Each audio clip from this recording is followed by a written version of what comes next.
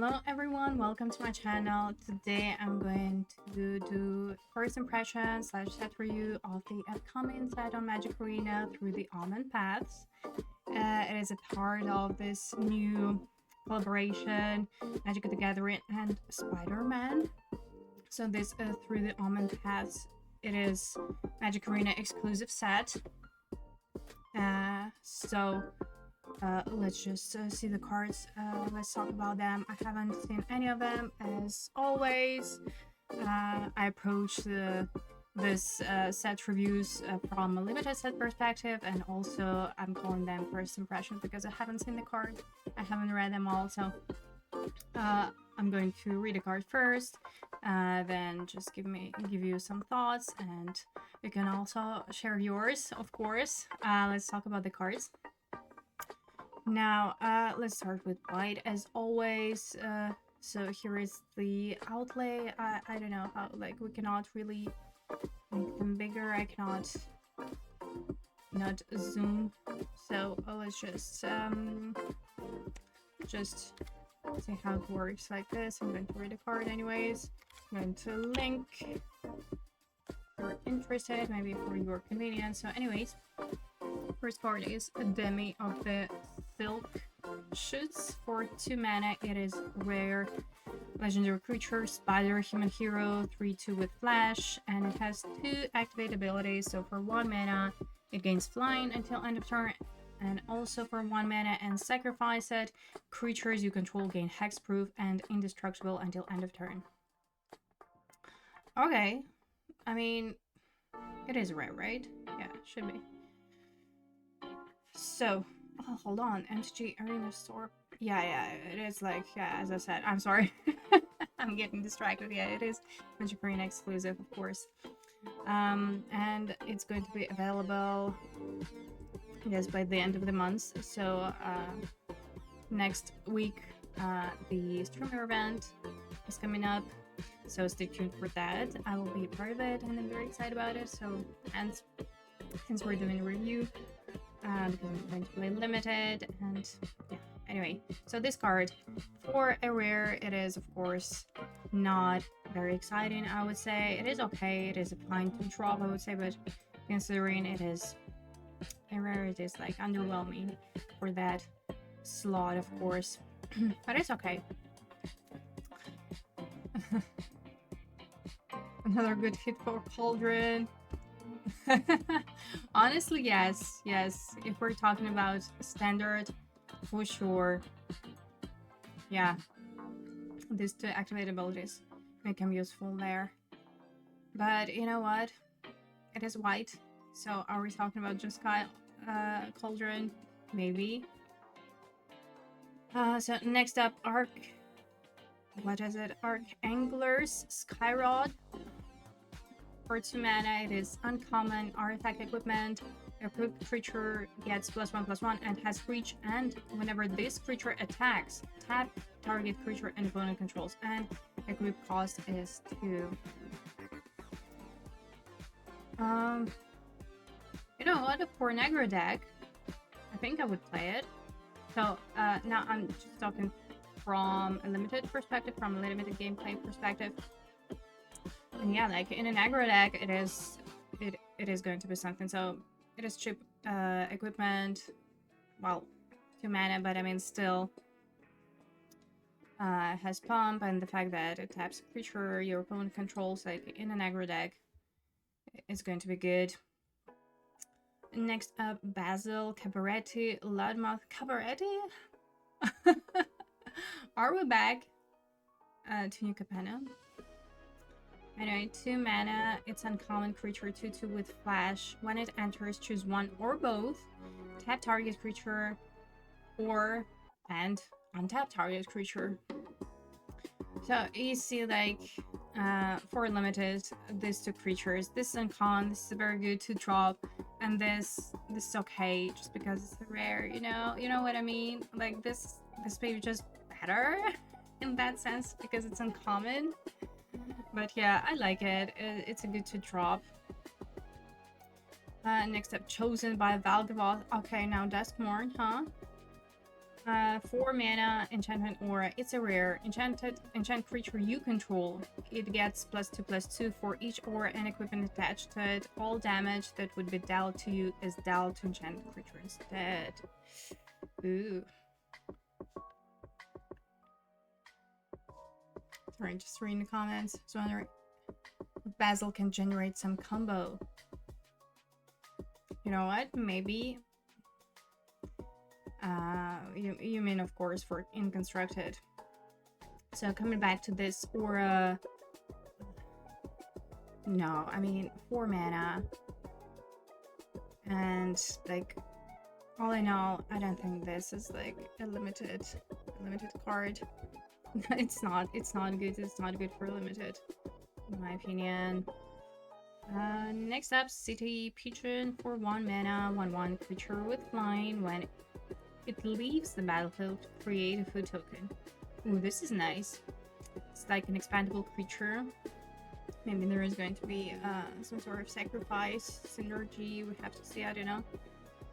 Also, it works with equipments, but it's going to depend on the speed of the format, I guess. At least for limited. But yeah, I mean, it's okay. It's okay. Expandable creature, yeah, fine. 1 drop. Next up, it's a rare for 1 mana, Confessor's Bindings enchantment. At the beginning of your end step, you may tap 2 untapped creatures and or treasures you control. If you do, draw a card, otherwise sacrifice this enchantment. Huh. But it also looks like a constructed design. But yeah, I mean, I'm curious where it's going to fit. Not limited though, right? Next up, Costume Closet for 2 mana. We have Artifact. This artifact enters with 2 +1/+1 counters on it and has an activate ability for tap. Move a +1/+1 counter from this artifact onto a target creature you control. Activate only the sorcery. And whenever a modified creature you control leaves the battlefield, put a +1/+1 counter on this artifact. Modified, I think it was introduced in Kamigawa New Dynasty, so modified creature is a creature with either counters on it or equip attached to it or attached to it, so this way it is considered modified. So I don't know,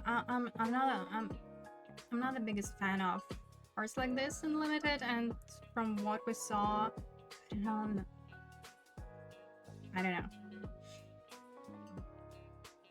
I mean, could be, but it is kind of specific. It is sort of built around, and yeah, since I haven't seen other cards, I cannot say whether this archetype is going to be viable or not. Also, hold on, let me check one thing.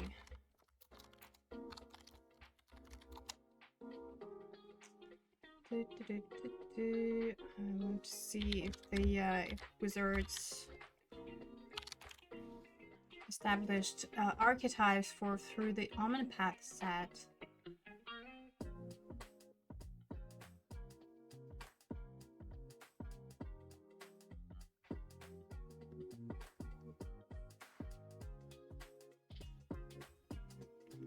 Not. Looks like not. What are the Spider-Man archetypes? I wonder.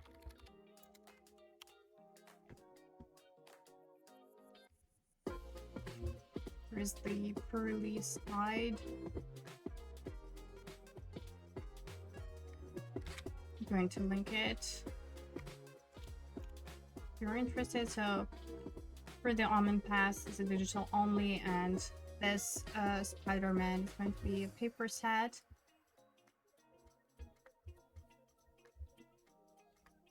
Oh, not a lot though. Just 5 archetypes established for Marvel Spider-Man draft archetypes.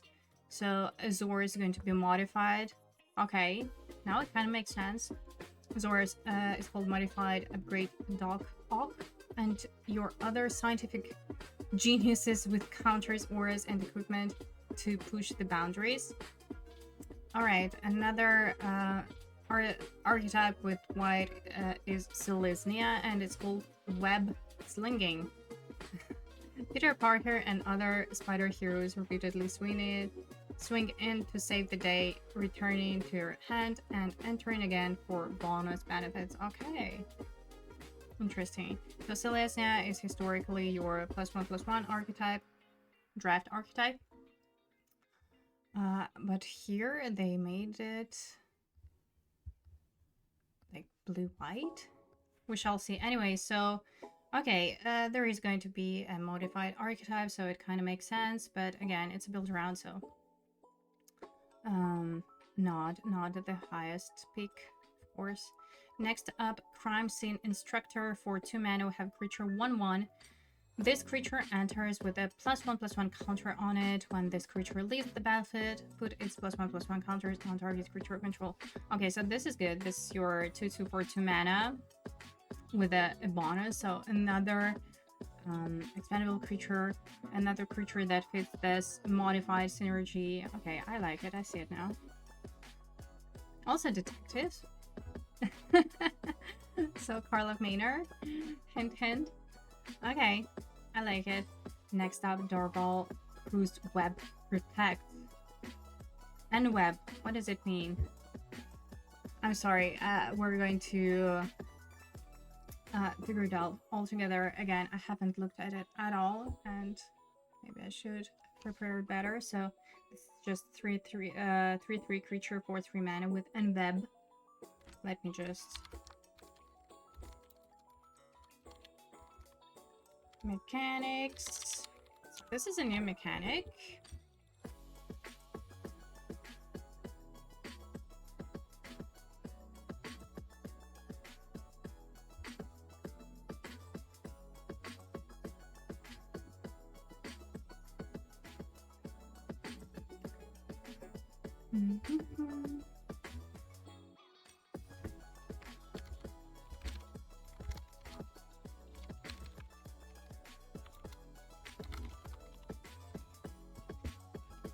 Okay, it's under Marvel Spider-Man mechanics.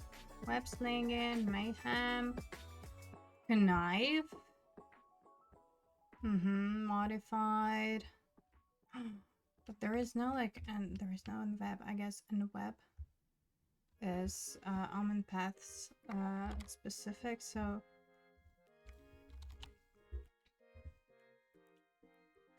oh, thank you. Return a tapped creature to your hand for the in-web cost. Timing rule still applies. What? So if you so this is like what? Not an alternative cost or what? You may cast like for in-web and then return a tapped creature to your hand, or is it like an activated ability? Is it alternative or activated?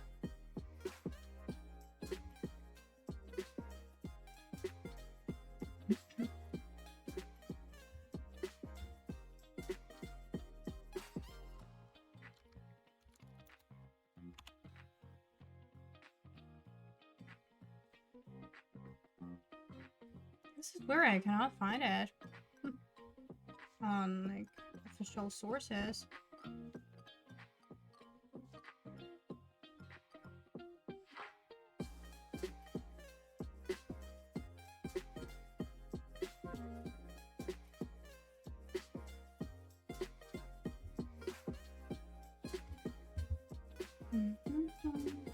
Yeah, so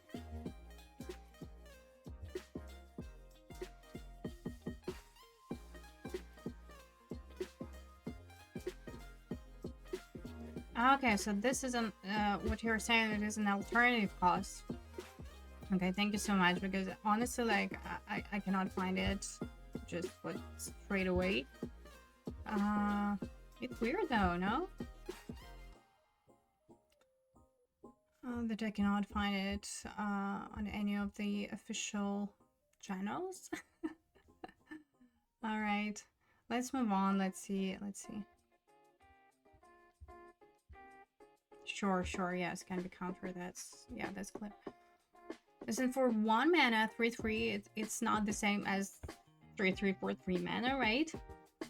But of course, you have to return a creature. Okay, so now this Selesnya archetype makes sense, right? This is what they mean by bringing back your creatures. So I guess ETBs are going to matter. Okay, interesting, interesting. Next up, Slee or Etzli of the Thousand Moons for 5 mana. 5 mana. We have a creature 3/4. Legendary also, like, if you see, there are a lot of legendaries. It has flying, and when it enters, another target creature control gains flying until end of turn. Okay. I mean, I guess it's fine. It can be your top end, but just like as it's not very exciting. I guess it's okay. Yes, if you need that curved topper, so to speak. Next up, a Free Strider Aces for 3 mana. We have a creature 2/3 at the beginning of combat. On your turn, up to 1 target creature gains first strike and vigilance until end of turn. Okay, so this is like a combat prof, but worse. Combat prof at home. Guess it's fine. Like, not super exciting. First look, it is somewhere along popular cards category or something, you know, like your 23rd card if you really need it. Because I feel like Darval may be even better than this one, just because it has this ability, you know, and this just 3 mana 2/3. The ability is quite specific. Next up, Generous Betty Ray for 3 mana. We have a creature 2/3. When it enters, put a +1/+1 counter on another target creature. Whenever it attacks, target modified creature you control gains lifelink until end of turn. Ooh. Okay, so modified creature archetype.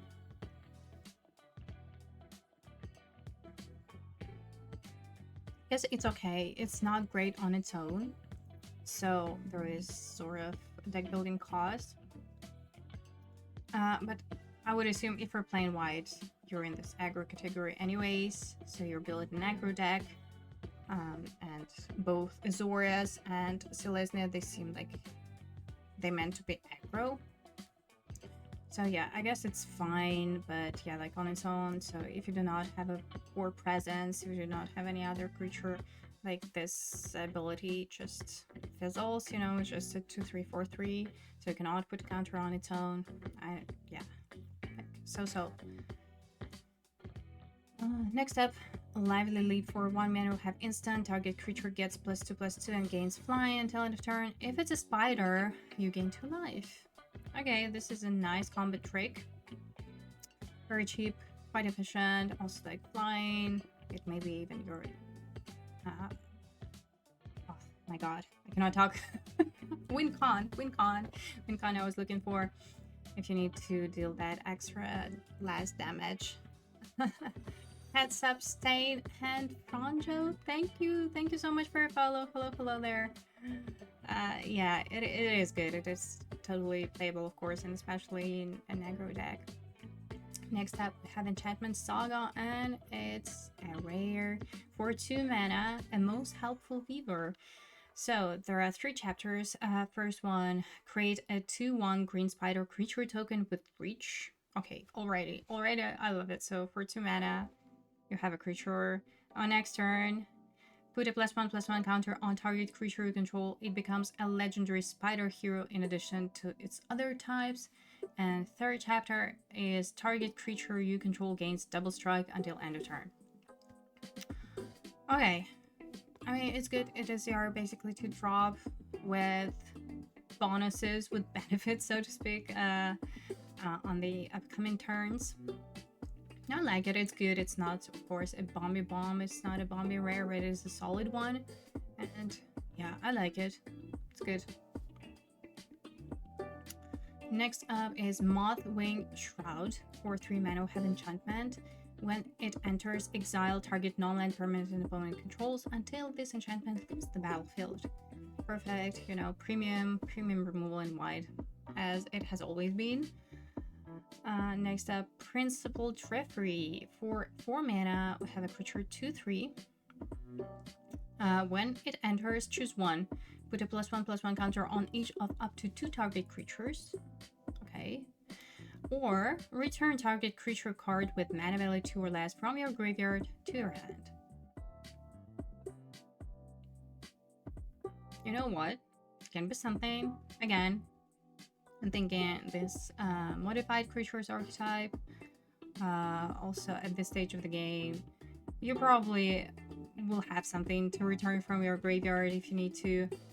No, it's okay. It's okay. Again, probably quite specific to the archetype, but it's okay. So not a very high pick, I think. Next up is a rare Remarkable Readings. 4 mana enchantment aura, enchant land. When this aura enters, create 3 1/1 green and white human citizen creature tokens. Enchanted land has for 1 mana and tap. Target creature gets +1/+1 until end of turn for each creature you control. Activate only sorcery. Not bad, but isn't it too much? Like 4 mana?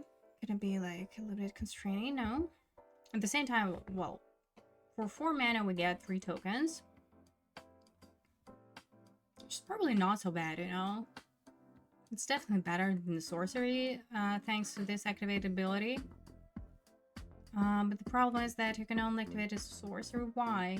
Like, imagine if it was not constrained by that. Like, that could be remarkable.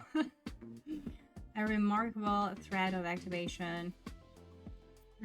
So, I'm not sure. I guess it's still valid, you know? The rare, I don't know. Like, so far, all the rares are kind of underwhelming. So, they're good. They're okay, but they're not zombie. Let's see what's next. Sarn of the Silken Throne for 4 mana. Have a creature 3/4 with Enveb 3, by the way. At the beginning of your end step, if 2 or more creatures enter the battlefield under your control this turn, you draw a card and gain 2 life. Okay. So yeah, like go wide strategies, cheap creatures. It's fine. It's fine creature for a specific archetype if you're able to trigger this ability every turn. Every other turn at least. I guess it's okay. And Web is not. And Web actually helps you with that.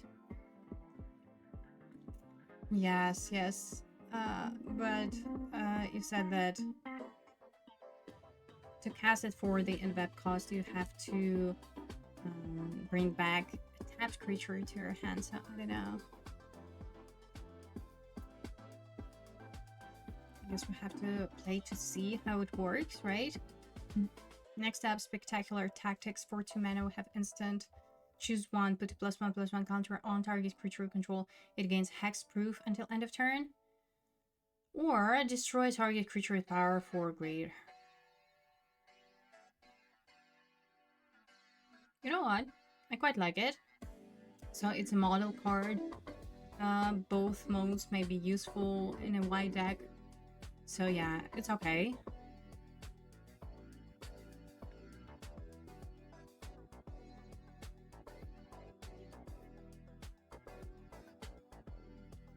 Right. No, I'm very curious about this mechanic.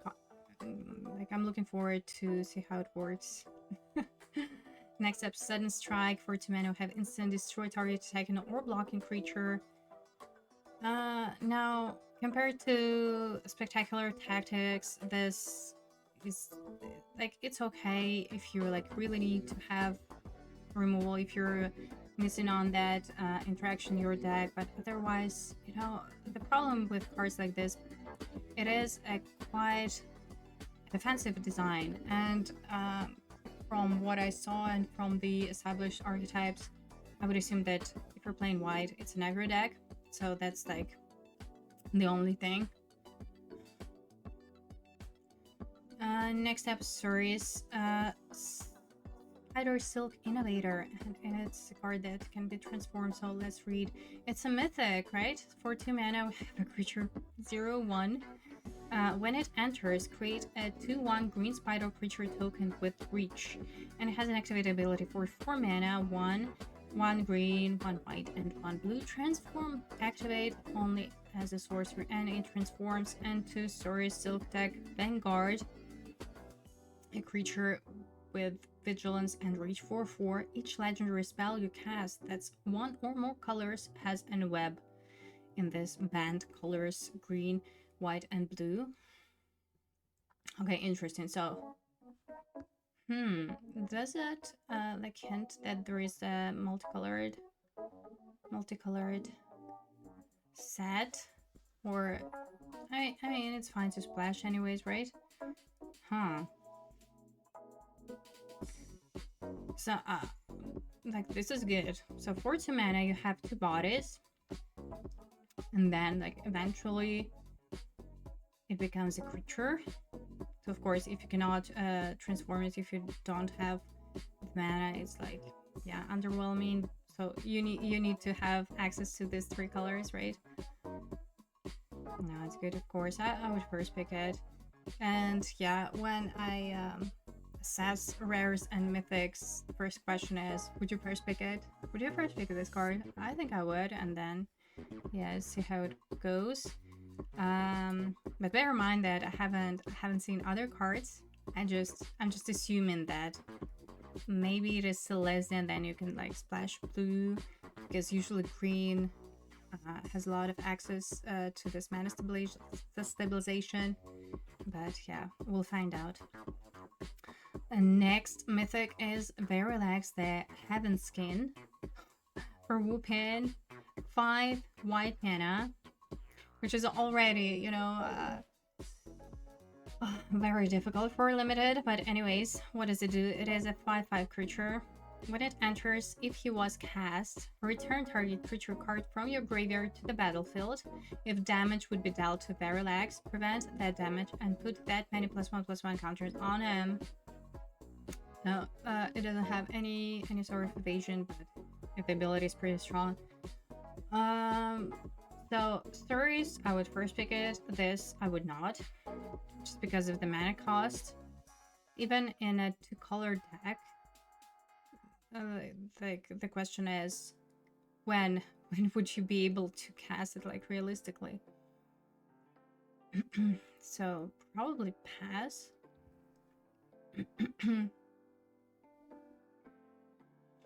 I don't know, maybe there are some ways to cheat it onto the battlefield without actually casting, because you see, like, it says specifically if he was cast.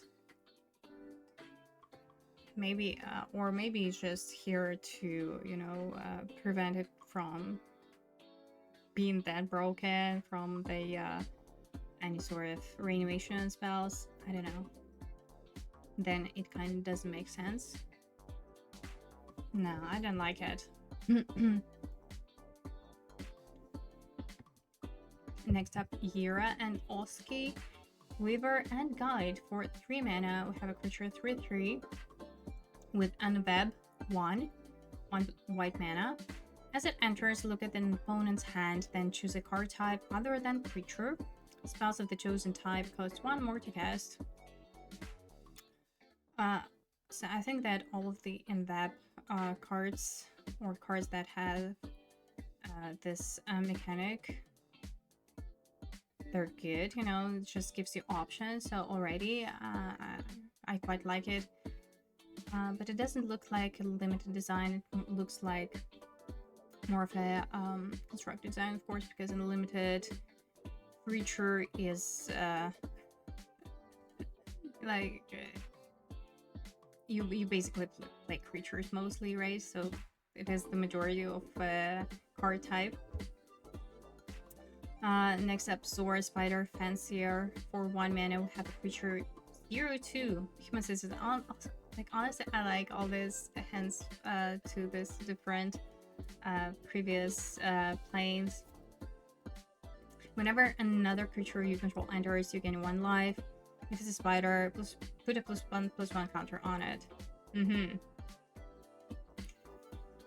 Okay, life gain. Life gain, I'm quite skeptical.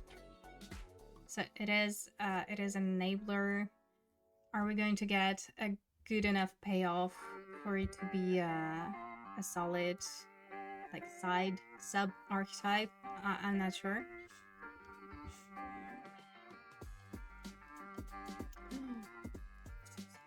What am I seeing? Hold on. Have to exile? What? Leyland Binding and all of this. So they look like special guests, right? All of those are special guests, no? They have like a different sign here. Yeah, special guests. Okay, so special guests in white. Here we have it. Exile, I'm very excited about it. 9 lives. Leyland Binding. Oh.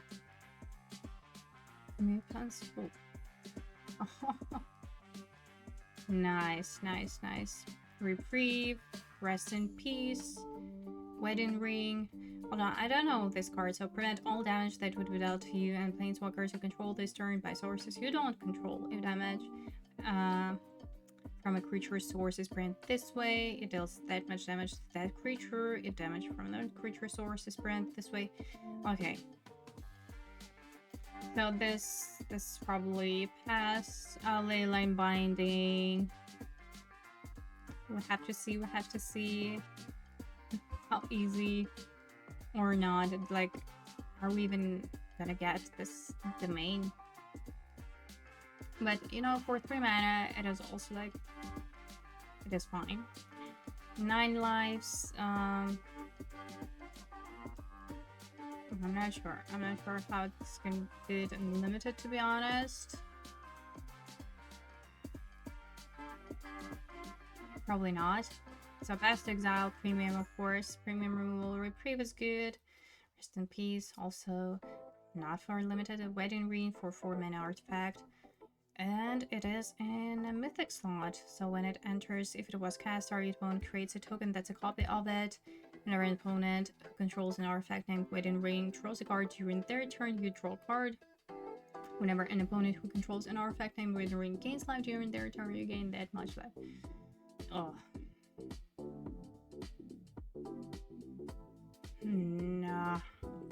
No, I don't like a wedding like that. Alright, so those are special guests. Let's move on to the blue color. And let me quickly check the archetypes with blue.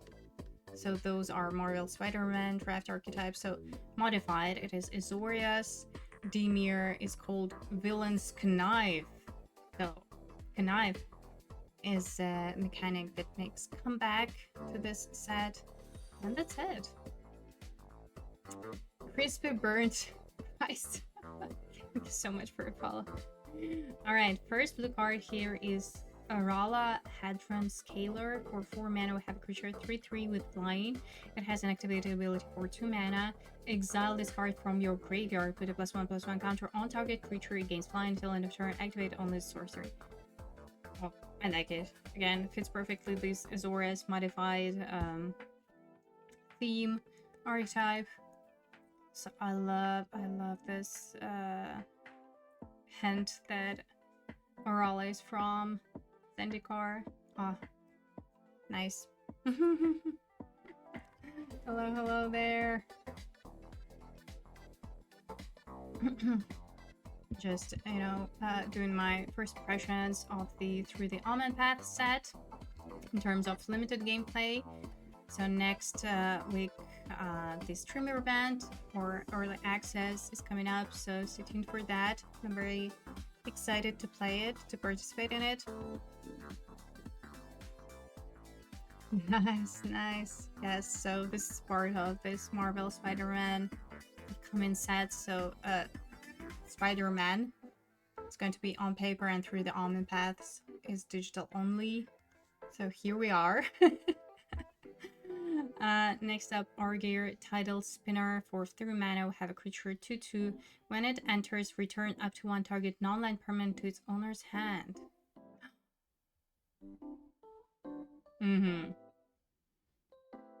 I like it because you can actually bounce your own creatures if you need to.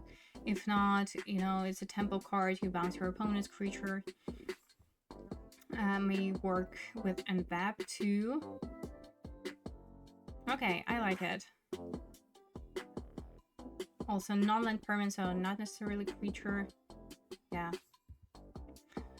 Next up is Belion the Parched. For 2 blue mana, we have a creature 2/2 in the rare slot. Whenever you cast a blue spell, if Belion is a creature, he gets +1/+1 until end of turn. At the beginning of your end step, untap Belion until your next turn. He becomes a land and gains tap at 1 blue mana. And he's not a creature during that time. Okay, there's a lot of text. Okay. So, it is a difficult to cast or to draw, but fine. So you cast a blue spell, it gets +1/+1, but just until end of turn. This is interesting. So, let's say, okay, we cast it on our turn 2. Then at the beginning of our end step, it becomes a land. But then it becomes a creature again on our turn, right? Or not? Yes, until your next turn, it becomes land. I'm just thinking, you know, trying to imagine like a situation with, like, in terms of limited gameplay, where exactly and how it can be useful, and I'm not sure. It looks like a constructed design to me, to be honest. Not so much limited. Also, for limited being in a rare slot, it's kind of underwhelming, right? Next up, Detect Intrusion. Another rare, but this time it's an instant for 2 mana. We have counter spell, counter target, instant spell, sorcery spell, or triggered ability, and it has embed 1. Huh. Nice. Again, I think it is more so a constructed design, not so much limited, but even in limited, it can be okay. But in terms of, like, would you first pick it? I would not first pick it. But yeah, interesting. It's going to be fun to have a card like that for constructed. Next up, Drix Interception. For 3 mana, 1 and 2 blue, have instant, choose 1 or both, counter target spell, and tap 1 or 2 target creatures. Nice. Cancel with options or cancel with bonus. Again, like, usually cancel is like your killer card, or it just, yeah, it depends on the speed of the format. For example, in Foundations, this 3 mana counter spell was good, so yeah, it's going to depend on the speed of the format and on the format as a whole. Of course, Foundations more of a basic set, so it makes more sense. This one, I'm not sure. But it can be your tempo card as well, because you can tap creatures of your opponent and then just swing. So maybe. Then next up, Goblin Gene Splice Savant. Gene Splice Savant. For 2 mana, we have a mythic 1/1. It can be blocked, and whenever it deals combat damage to player, he connives. So for 4 mana, 1 and 3 in Grixis colors, 1 blue, 1 black, 1 red, transform Goblin, activate only as a sorcery, and it transforms into Flame Goblin's creation. Cute. Flying Menace 3/3. Spells you cast from your graveyard cost 2 less to cast. Each non-land card in your graveyard has Mayhem. The Mayhem cost is equal to its mana cost, and Mayhem is going to be present in the paper set as well. So Mayhem.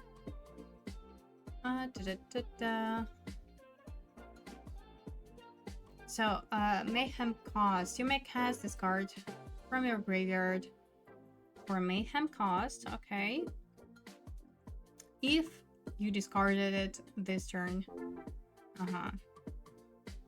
So Mayhem is a new ability that allows you to cast a card from your graveyard for an alternative cost if you discarded it that turn.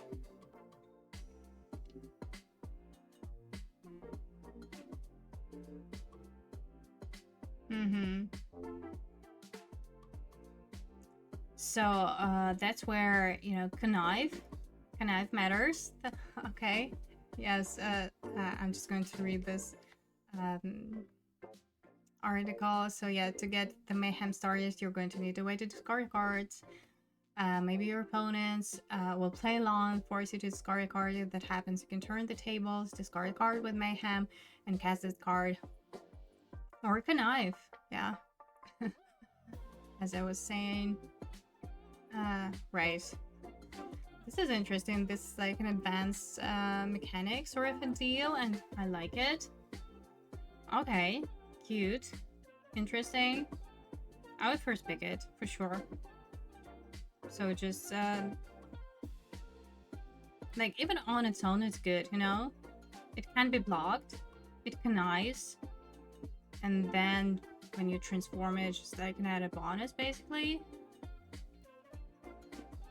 So, yeah, nice. All right. Next up, Hide in Mundanity. For 2 mana, enchantment or enchant creature. Enchanted creature is a citizen with base power and toughness 1/1. It has defender and loses all other abilities. All right, this is your removal in blue color. Next up, Imposter Syndrome. For 6 mana, enchantment. It's a mythic. Whenever a non-token creature you control deals combat damage to a player, create a token that's a copy of it, except it isn't legendary. Whoa. Again, I'm not a fan. I'm not a fan of cards like this. Because it is like very conditional. You have to have a board presence. And it is a kind of card that costs a lot and basically does nothing when you cast it. So like you have to have that creature that can deal combat damage to the player for it to work. So yeah, a lot of conditions to be met, and it is very expensive in my opinion. Art is nice, I agree, but yeah, I would not first pick it, to be honest.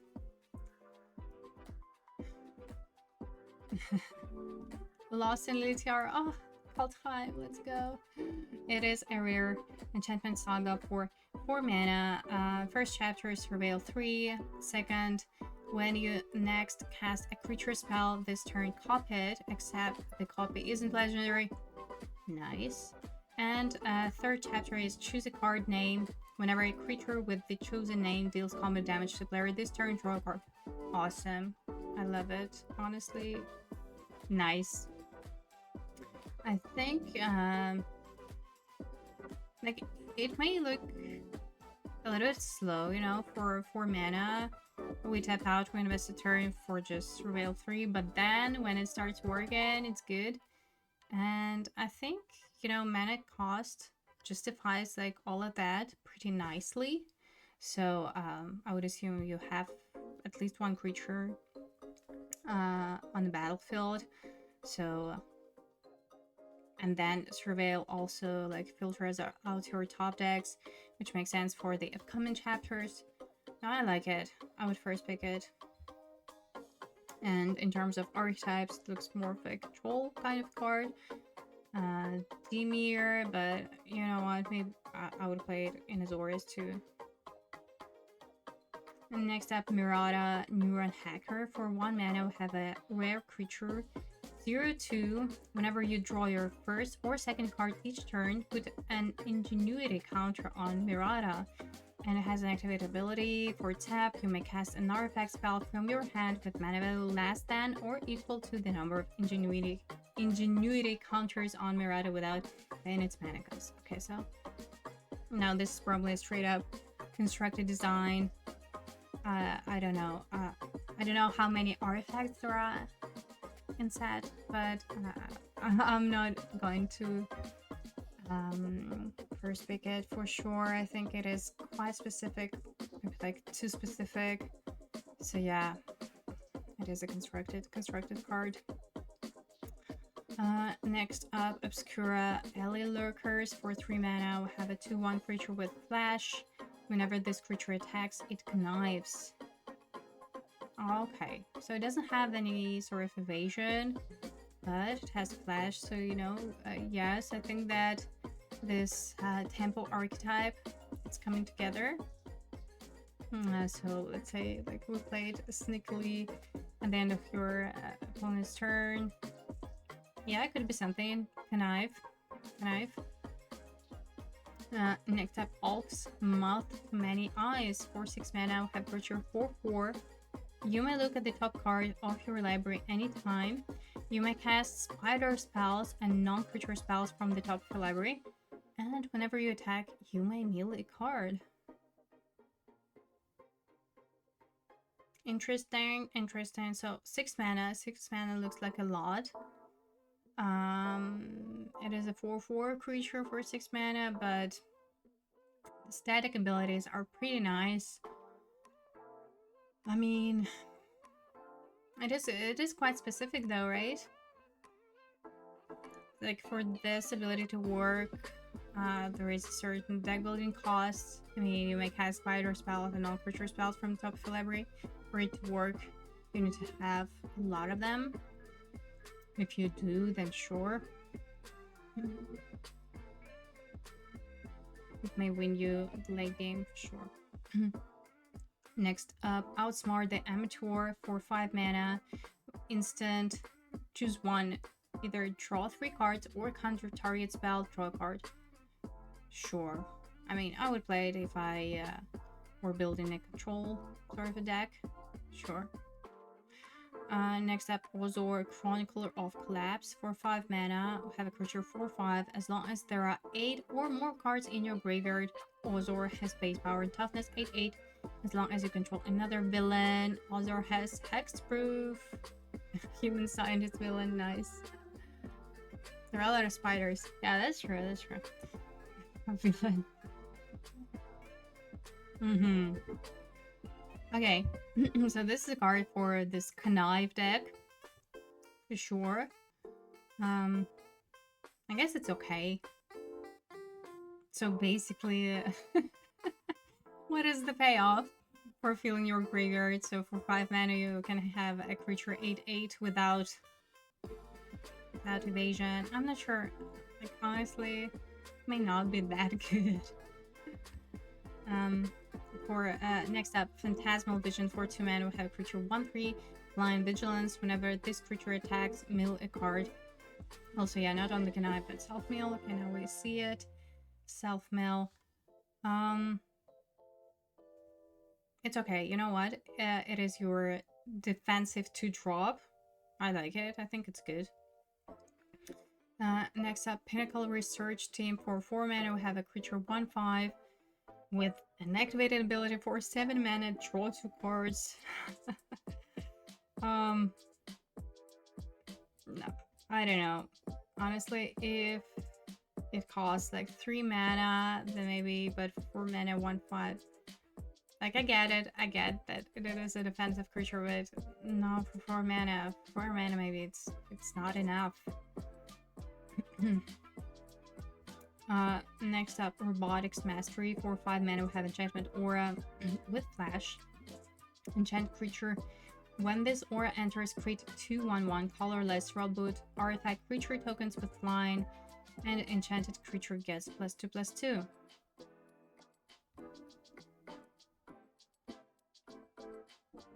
I like how it has Flash.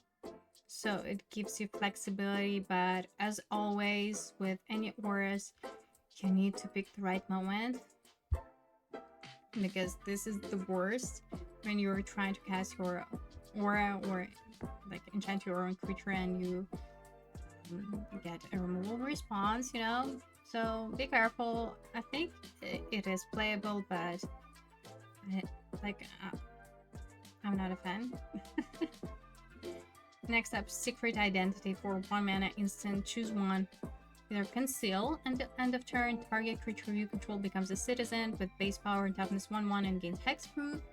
Or Reveal. Until end of turn, target creature you control becomes a hero with base power and toughness 3/4 and gains flying and vigilance.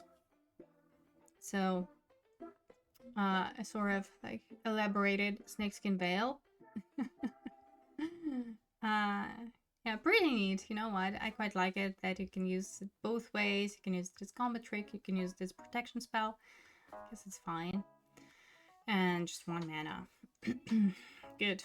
Next up, Snatch Back. For 2 mana instant with Kicker 2. Return target non-land permanent to its owner's hand. If this spell was kicked, draw a card. Nice. I like it. Personally, I love bounce spells in Limited. I like this tempo aspect.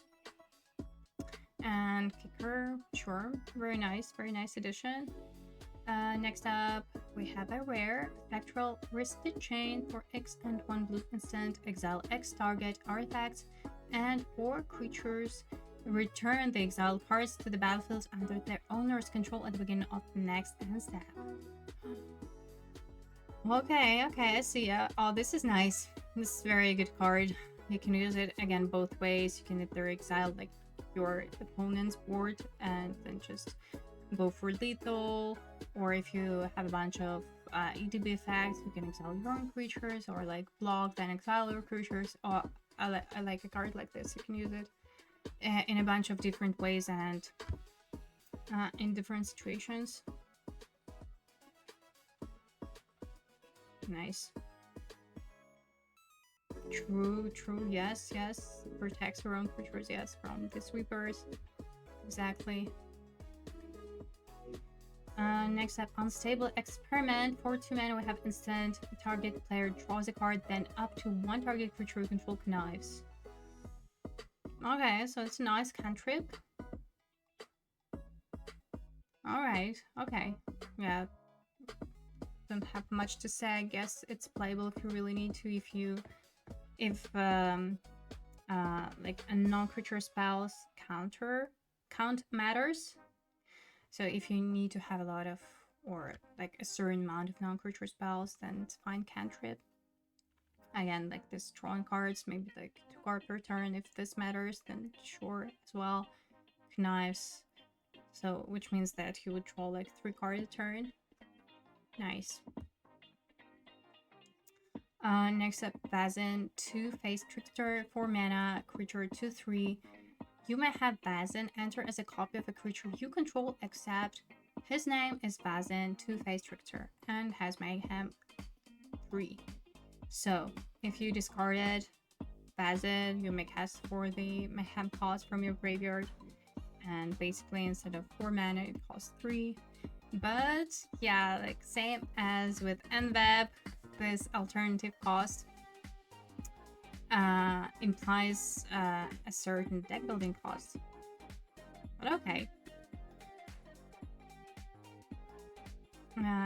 Like as far as effect goes, again, I'm not a fan, because if it was like it enters as a copy of any creature, that would be much better.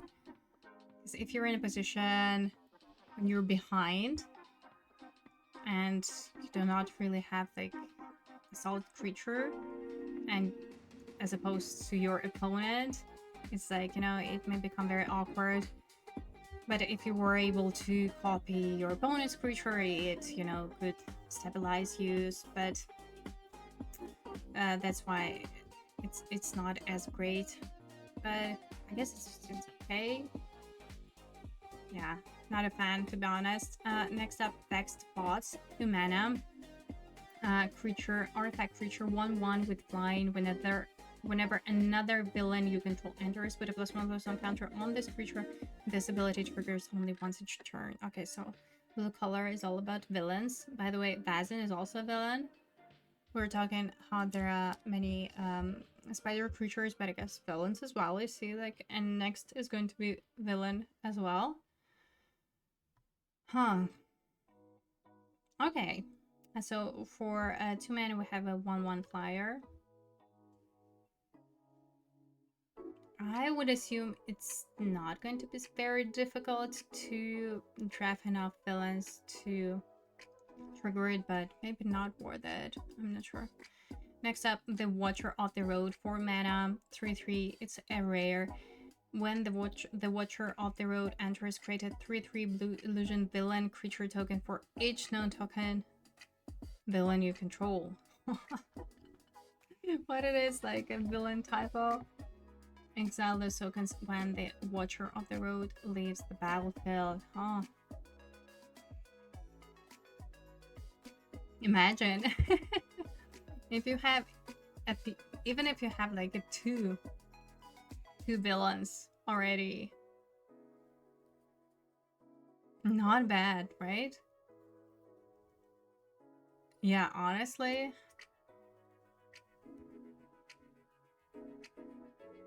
For each non-token.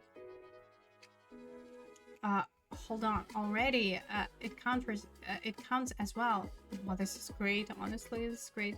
So already, for 4 mana, you get at least 2 bodies, 3/3, right? Do I understand it correctly?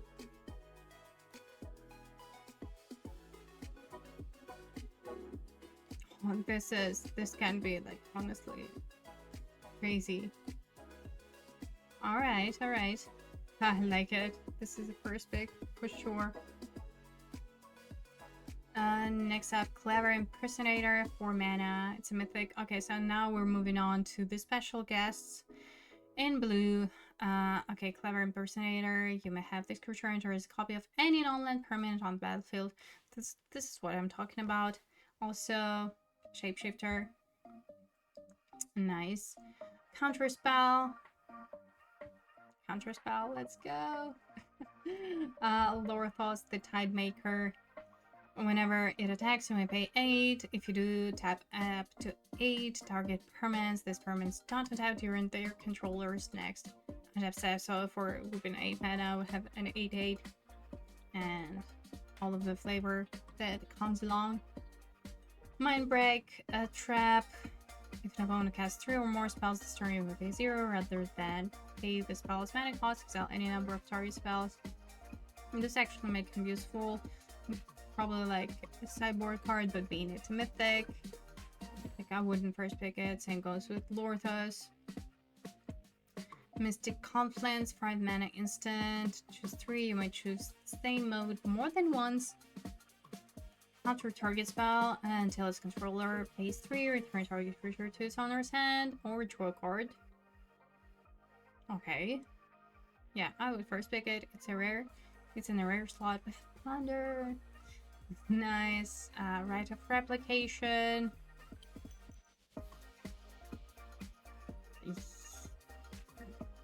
Kicker 5. Yeah. But why not? Traumatize. 5 mana target player meals have their life rounded down. Honestly, at this stage of the game, this may be if not, this may not, if not win you a game, then like, yeah, in a game of limited, it's a lot. All right, interesting, and it's another rare Traumatize. Okay, those were special guests. Moving on to black. First card is Aggressive Symbiosis. For 2 mana, we have Enchantment Aura. Enchanted creature gets +1/+1, has manas, and is a symbiote. In addition to its other types, you may cast this card from your graveyard by discarding card in addition to paying its other costs. Okay. So the black archetypes, again, Villain's Connive and Mayhem. Mayhem is Ragdas and Villain's Connive is Dimir. So Mayhem is this new mechanic I mean, yeah, it fits both of the archetypes pretty well. Quite aggressive, right? Like +1/+1 and manas. Yeah, maybe for Agnes more, because I would assume that Dimir is more of a control archetype. Like as it was historically established. So yeah, maybe Ragdas is more aggressive, or like it should be. Next up, Bane marked Leonine for 3 mana. We have a 2/3. Okay, and now you select symbiotes. There are a lot of those. Symbiote cat villain. So villain. Death touch. When this creature enters, mill 2 cards. Guess it's okay. Not great, not terrible. Maybe it's going to matter for your deck. But yeah, just as it's more like a filler to me. It's quite defensive though. So maybe it makes sense like being at a 3-drop. And in Dimir, why not? Death touch. Villain. Yeah. Next up, Kaldaya Brawlers. For 4 mana, we have a creature 3/4, discard a card. This creature gets +1/+0 and gains manas until end of turn, activate on the source. Okay, so here comes our enabler for Mayhem, discard a card. And yeah. I like it. I like it for this specific deck. I think that probably Ragdas is where it goes. So exactly, Mayhem. So, like we cast it, then let's say on the next turn, turn 5, we discard a card, trigger Mayhem, go to combat with a creature for 4 manas. Yeah, what not to like. Good. Next up, Clandestine Work. For 3 mana, sorcery, reveal 2, then draw 2 cards, you lose 2 life. Okay, there is always a card like that in pretty much every set. And yeah, like me personally, I'm not a fan of cards like that, but just a matter of taste. Yeah, it's totally playable. Next up, Common Crook for 2 mana. Creature 2/2. When this creature dies, create a treasure token, and it is also a villain, so there are a lot of villains. Yeah, nice. Honestly, this is very good to drop for black. Perfect. Back to get treasure token afterwards. Yeah, you trade it off. Perfect. Next up, Damning Caress. For 5 mana sorcery, this spell costs 2 less to cast if you control a villain, which is not difficult. As we just saw, destroy target creature, you gain 2 life. Okay, nice removal in black for sure. Next up, Duskmourn's Claim. For 3 mana enchantment, it's a rare. At the beginning of your end step, 2 target players each reveal the top card of their library. They each lose life equal to the mana value of the card revealed by the other player. Then they each put the card they revealed into their hand. Oh my god. What's that all about? Is it like first look, it's a constructed design.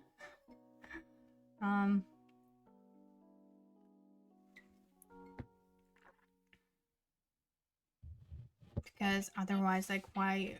Yeah, it looks like it belongs to sort of combat deck, because like why else, right? Next up, Mythic Egrix the Bile Bulwark. For 5 mana, have a creature 4/4 with Death Touch and Lifelink. Whenever it attacks until end of turn, you may look at the top card of your library anytime, and you may play cards from the top of your library. Nice. If it casts a spell this way, pay life equal to its mana value rather than pay its mana cost. Amazing, amazing. First pick. Yeah, this is just, you know, like all around good. We love it. Next up, Liliana, Hex of Undeath, 7 mana, Mythic Sorcery. Return up to 6 target creature cards with different names from your graveyard to the battlefield. Oh man, 7 mana. Would you first pick it? The question remains, would you first pick it? Me personally, I would not. Because it is so expensive. So expensive. I cannot justify it, honestly. Next up, the house grows hungry.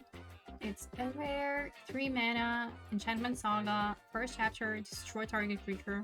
Okay, chef's kiss already, amazing. Next up, each player may discard a card. Each player who doesn't loses 3 life. Okay, again, your mayhem enabler, why not? And third chapter, exile any number of target players' graveyards. Okay, yeah.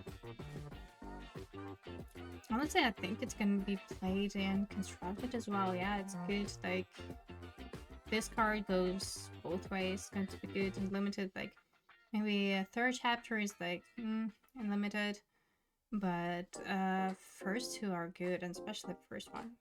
It's a removal spell, essentially. Okay, next up, Crobble, Envoy of the Bog. 5 mana, 4/4 with Menace. And it's a spider. Whenever a creature you control attacks alone, put a +1/+1 counter on it, then surveil X, where X is the number of counters on it. Okay. So, we can put counters on its own, on Crobble, right? It becomes a 5/5 with Menace, which is... yeah. Okay. Surveil is not nothing. I guess it's okay, no? Not great, not terrible. Next up is Louis Pompous Pillager for X and 2 black. We have a creature, 2/1, Vampire Villain with lifelink. It enters with X +1/+1 counters on hand. And when it enters, it deals X damage to target opponent. Not bad, not bad. Which means that it would gain life, right? Because it has lifelink. Okay, interesting. So like baseline Mimic Messages for 2 mana as a 2/1 lifelinker, but probably don't want to do that. Anyway, no, I like it. Yeah. Interesting design. Next up, Merciless Enforces for 2 mana. We have a creature 2/1 villain with lifelink and an activate ability for 4 mana. This creature deals 1 damage to each opponent. Okay, it's mana sinker. Yeah. I would prefer it to be like 2/2 creature, but yeah, it's fine. It's okay. Ooh, the sweeper is coming. Miasmic Mist for 3 mana. We have sorcery. All creatures get -2/-2 until end of turn if the spell's mayhem cost was paid. Creatures your opponents control get -2/-2 until end of turn instead. Oh, it can be just a one-way sweeper. Awesome, awesome. Even for a limited, honestly. Oh, nice. Okay. Next up, Nil, Vessel of Valgaboth. For 3 mana, we have a creature 2/2. When it enters, return target villain card from your graveyard to your hand. Villain spells you cast cost 1 less to cast. Alright, here we go. Villain typo. Why not? Prison Break, 5 mana sorcery. Return target creature card from your graveyard to the battlefield with an additional +1/+1 counter on it. And it has a mayhem cost of 4. Okay, I personally like this reanimation spells, but yeah, I mean, you need to build a certain deck for it for sure. But I guess it's not going to be very hard in this Dimir brightness colors, because you do have a lot of Knife, especially in Dimir. Well, not in black, we haven't seen much, but yeah. Okay, I'm curious to see red cards now. Next up, Remorseless Coup. For 3 mana instant, put target creature on the bottom of its owner's library. You lose 2 life unless you control a villain. Villain, let's go. Okay. Basically, it is a removal. Nice. Instant speed, awesome. Next up, Rylix, the first for 3 mana. Have a creature 2/3. It's a rare with Flash and Menace. Whenever another non-token creature you control dies, you draw a card and lose 1 life. I like it. A little bit expensive, like 2/3 for 3. It's a little bit underwhelming, but the fact that it has Flash and Menace ability, you know, maybe you have some sort of enablers, or you know what, like creatures they're going to die naturally by trading, so it's going to work anyways. Yeah, it's okay. It's okay. I will first pick it. Next up, Scorpion's Sting for 2 mana instant. Target creature gets -3/-3 until end of turn. Again, nice. Black is full of great removal, as always. Next up, Scorvus Thomas. I hope I pronounced it correctly. If not, I apologize. Time Lord for 4 mana, 3/3 Death Touch. At the beginning of your end step, if a creature died this turn, target creature you control connives. I mean...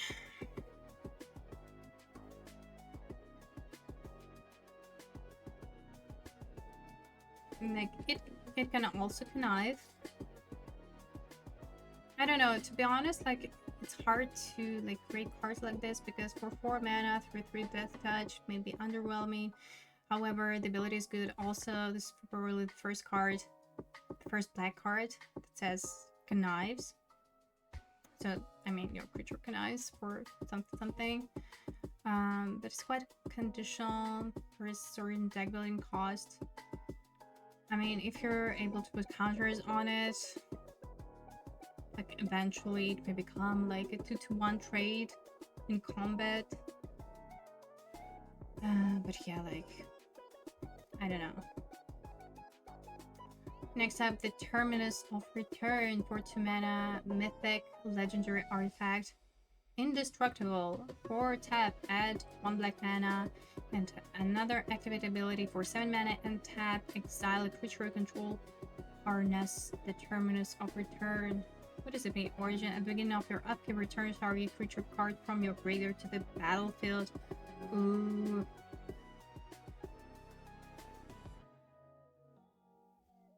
What does it mean? Hold on. Is it like another through the OMENPATHS on the mechanic? Hold on. So can I see Mayhem? Okay, listen. Vap slinging is called NVAP, and through the OMENPATHS, so I was silly not to read through it. So web slinging is a new mechanic, or NVAP in through the OMENPATHS. Mayhem, seen it, can I've seen. This model cards, transformative cards we've seen, modified. Okay, the Soul Stone.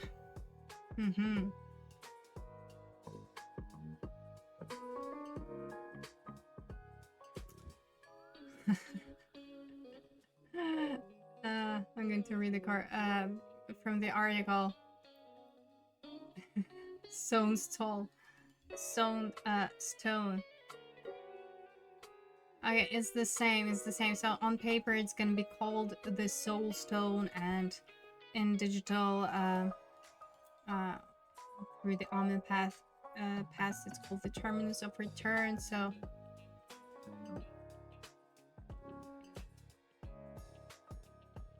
Yeah, so it is a mana rock, of course. That's nice, but you probably have loftier ambitions than ramping your mana, right? The next ability allows you to harness the Soul Stone. What does it mean? If you activate that ability, the Soul Stone's ability will become active. Once the Soul Stone is harnessed, harnessing it again has no additional benefit. You can activate that again. If you want to exile one of your own creatures, maybe you're feeling particularly vengeful. Okay. Okay, got it. So So for this ability to work, you need to harness it. Okay, got it, got it. That makes sense. This, like, honestly, it could be explained easier, even like on the card itself. I don't know. Like for limited,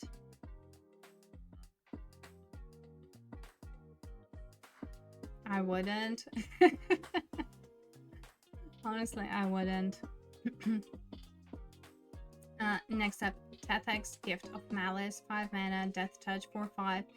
Has an activate ability for 3 mana. Exile this card from your graveyard. Put 2+1/+1 counters on target creature. Gains Death Touch until Death Touch until end of turn. Activate all this sorcery. Nice. So this I like. First of all, it is a villain. Now, 5 mana, 4/5 Death Touch. I can respect that, and of course I appreciate this ability that you can sort of if not reuse it, like it has this added value, you know, you can activate it after it's gone from your graveyard. Next up, another transformative card, and it's called Vigo, Enforcer of X Crossing. For 3 mana, have a creature 3/3. It's mythic, as all of them are, I guess, in this cycle of transformative creatures. So when it enters, return target creature card with mana value 1 or less from your graveyard to the battlefield. No. And for 6 mana, 3 and 3 enchant colors, meaning 1 black, 1 red, 1 green, transform Vigo, activate only sorcerer, and it transforms into Vigo and of X. It becomes a creature 5/5 with menace, trample, and haste. Whenever it attacks, you may sacrifice another creature. If you do, draw X cards.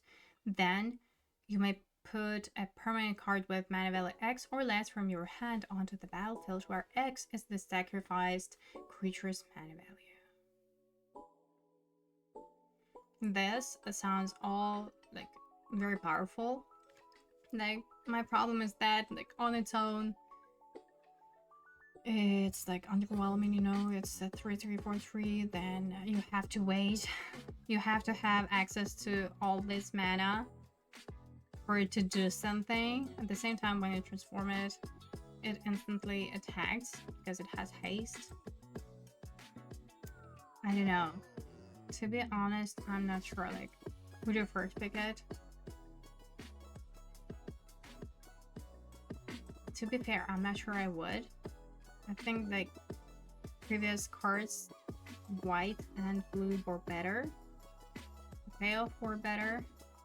Payoffs.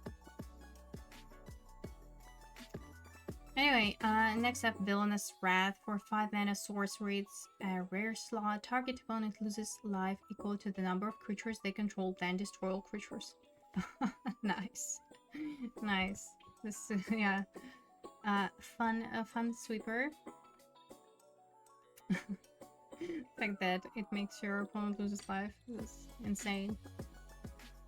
Nice. Next up, Wek 2 Midnight Hunter. For 3 mana, we have a creature 2/2 with Flash, Flying, and Mayhem 1. Nice. Nice. Oh, this can be something for sure. So, if you're building this Connive deck or self-discard or something, oh, I think this can be, yeah, pretty nice and pretty aggressive if you're able to cast for Mayhem cost. I like it. Next up is Wrench, Speedway Saboteur. For 5 mana, we have a creature 2/3. It's a rare. When Wrench enters, look at the top 9 cards of target opponent's library, exile 2 of them face down, then put the rest on the bottom of the library in the random order. You may play the exiled cards for as long as they remain exiled. Mana of any type can be spent to cast spells this way.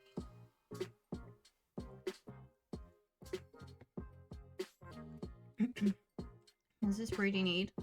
Even though for 5 mana to 3 bodies, underwhelming, the effect is quite strong. For sure. 2 cards, like 9 top decks is a lot. So you can definitely find something. No, I like it. Good. Next up, Feed the Swarm for 2 mana. We have Sorcery, destroy target creature or enchantment and opponent controls. You lose life equal to that garment's melee value. Oh, Feed the Swarm, let's go. It's going to be... hold on. Now we're moving on to the... my god, special guest, I'm sorry. Oh, nice, nice. I was about to say, oh, it's this card got reprinted. How cool. Next up, Hex. Hex. It destroys 6 target creatures for 6 mana. In a rare slot, Infernal Grasp. Acquisition Agent. What does it do? It has Flash. You control your opponents while they're searching their libraries. While an opponent is searching their library, they exile each card they find. You may play those cards for as long as they remain exiled, and you may spend mana as though it were mana of any color to cast them. Quite specific, I'm sure it's not for limited. Reanimate. Ah, oh, wow. Okay. Saw in half. Nice, nice, nice, nice. Okay. Oh, and the last one, Skittrix, the Blight Dragon. Listen, black seems strong. A lot of removal as always, but the removal is good. And synergy is there. Okay, we're moving on to red. First card is in Mythic slot, Arachnomania for 5 mana enchantment.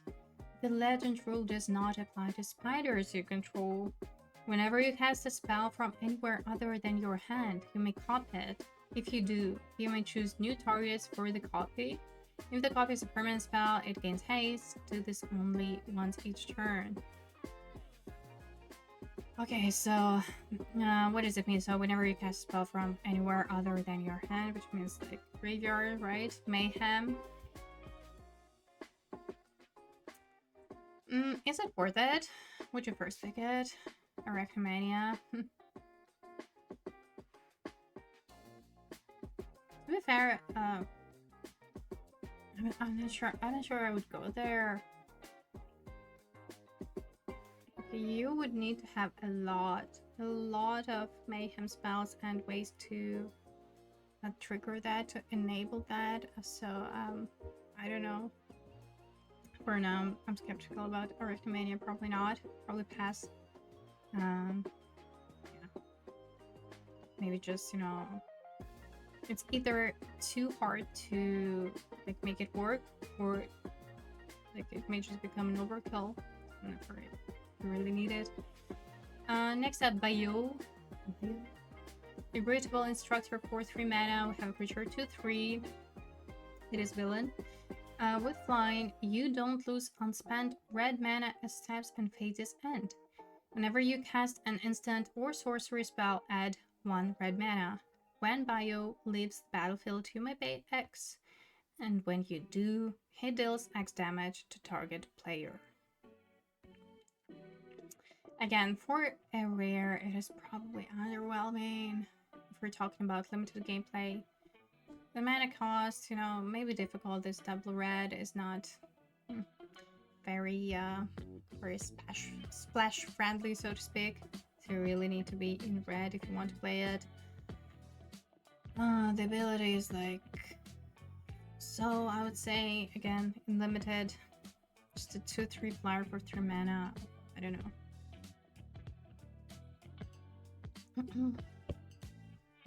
Next up, Cam and Farik Havoc duo for 2 mana, 1/2 flying haste. Whenever you discard a card, Cam and Farik gets +2/+0 until end of turn. Alright, yeah, sure, if you do have access to Connive, Mayhem works too. This can become very aggressive. I like that it has flying, honestly. Also, speaking of red archetypes are called Mayhem. It is Ragdas, and Gruul is called large spells. Be dramatic and bombastic with Miles and Gwen. I don't know who they are, I'm sorry. Cast spells with mana value 4 or greater and leave large while your enemies tremble. Okay, so Gruul is all about big creatures.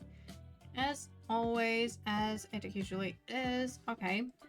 But here, apparently, it fits more this Mayhem archetype. Practice. Next up, Death Flame Burst. For 3 mana sorcery, it deals 4 damage to target creature and has Mayhem cost 2. Nice. Good. Like both ways. Even for 3 mana, it's okay. Next up, Firebrained Scheme. 1 mana sorcery. Choose 1. Exile the top 2 cards of your library. Choose one of them. Until the end of your next turn, you may play that card. Or 1 or 2 target creatures each get +1/+0 and gain first strike until end of turn. Oh man, why is this sorcery? If it was an instant, I think it would be much better. So yeah, I'm not a fan. Next up, Full Throttle Fanatic for 2 mana, Human Pilot 3/1. Not a villain, not a spider, but a pretty aggressive 2-drop nevertheless, and it has an activate ability for 1 mana and tap. Target creature gains haste until end of turn. Okay. Why this 1 mana? Why can't you just give haste to another creature? It's okay, you know. Next up, Galvanized Workforce for 2 mana. Have a creature 2/2, trample. Whenever you cast a spell with mana value 4 or greater, okay, here comes Gruul. This creature deals 1 damage to each opponent, and it has an activated ability for 6 mana. Put 2 +1/+1 counters on this creature, activate on this sorcerer. Okay, so it is a nice mana sinker. I mean, it's your basic 2-drop, and then if you draw it in your late game, then you make it bigger, which is, yeah, it's okay. It's fine 2-drop. The Infernus for 3 mana. Creature 0/0. When it enters, search your library for a basic mountain card, put it onto the battlefield, tapped, then shuffle. Alrighty, nice. The Infernus gets +1/+1 for each mountain you control.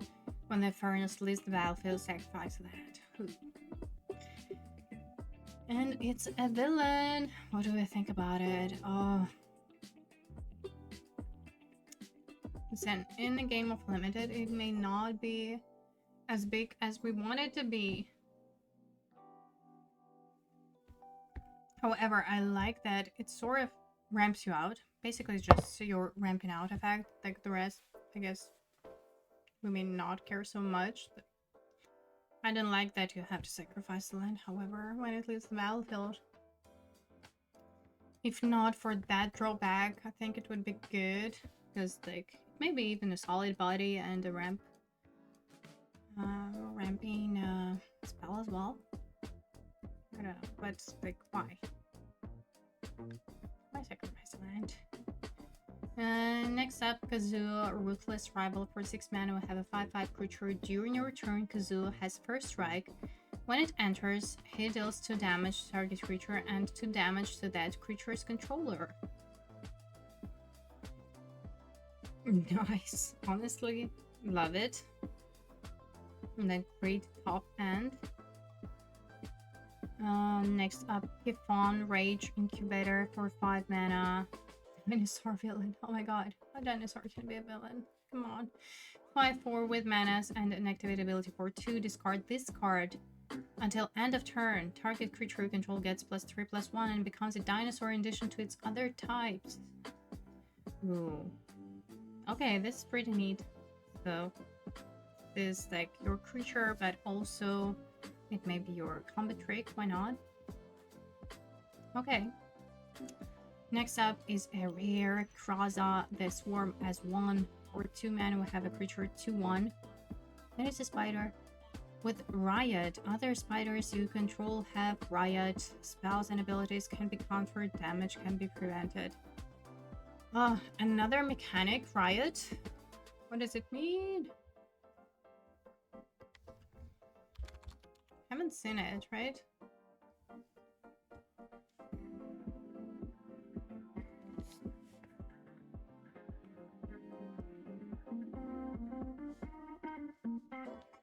In this release guide, there's no riot.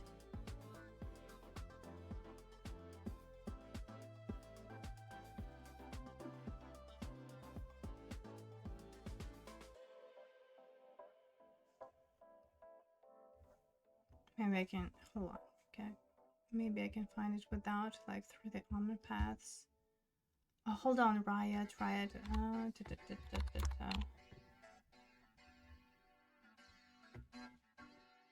Okay, yeah, it's not a new mechanic.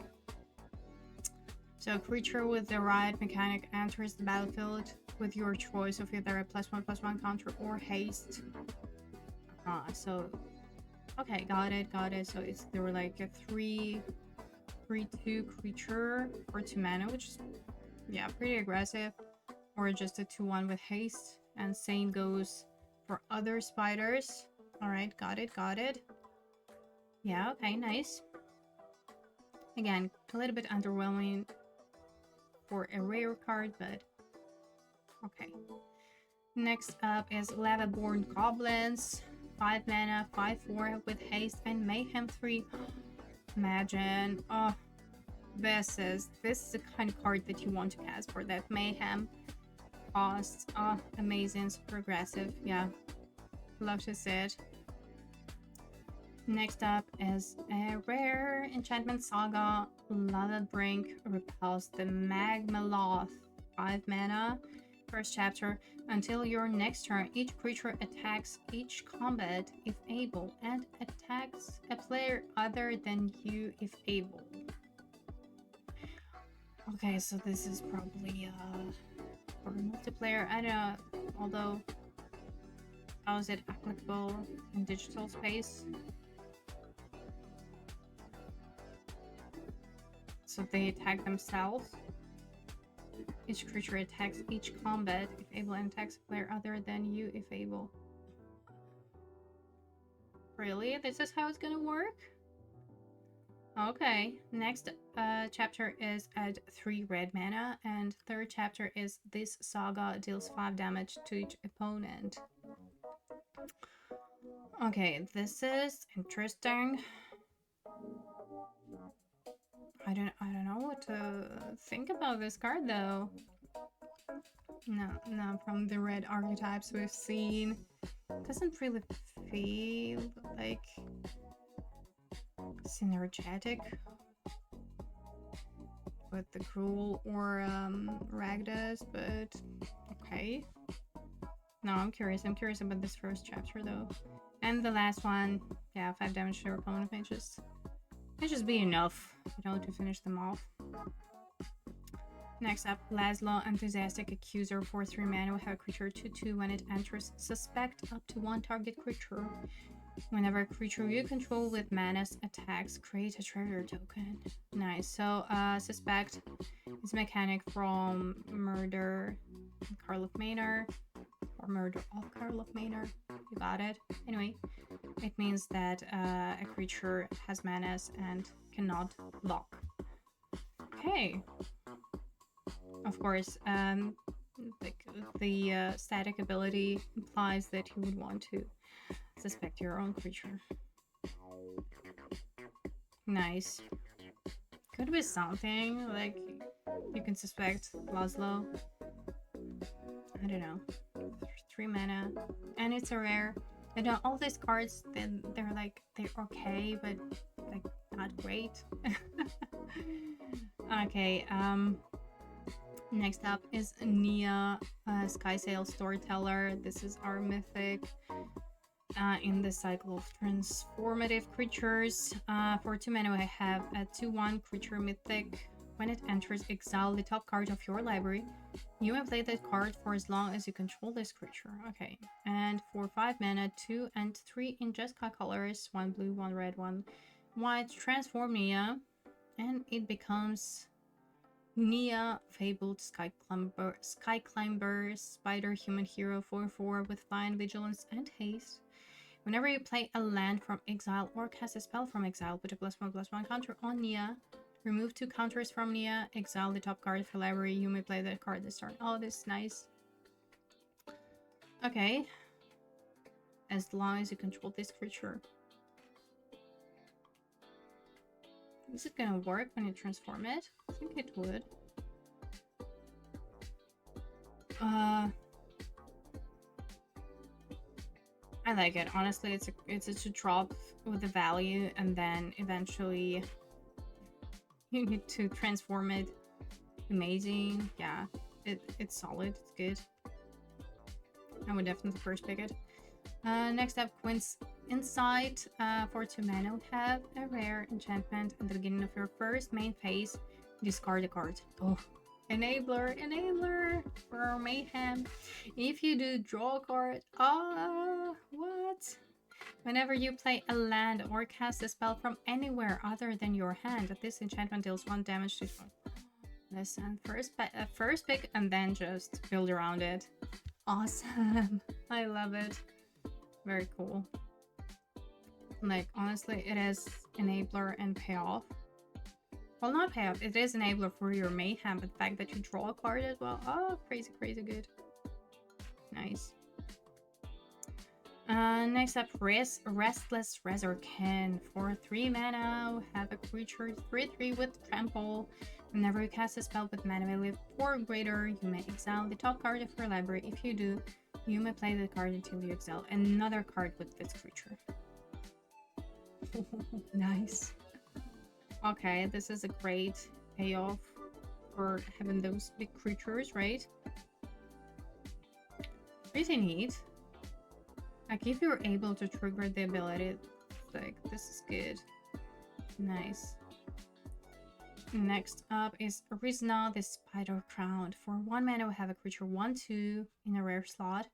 Whenever you attack with 2 or more spiders with a +1/+1 counter on Rizna, whenever Rizna deals 4 or more damage, exile the top card of your library.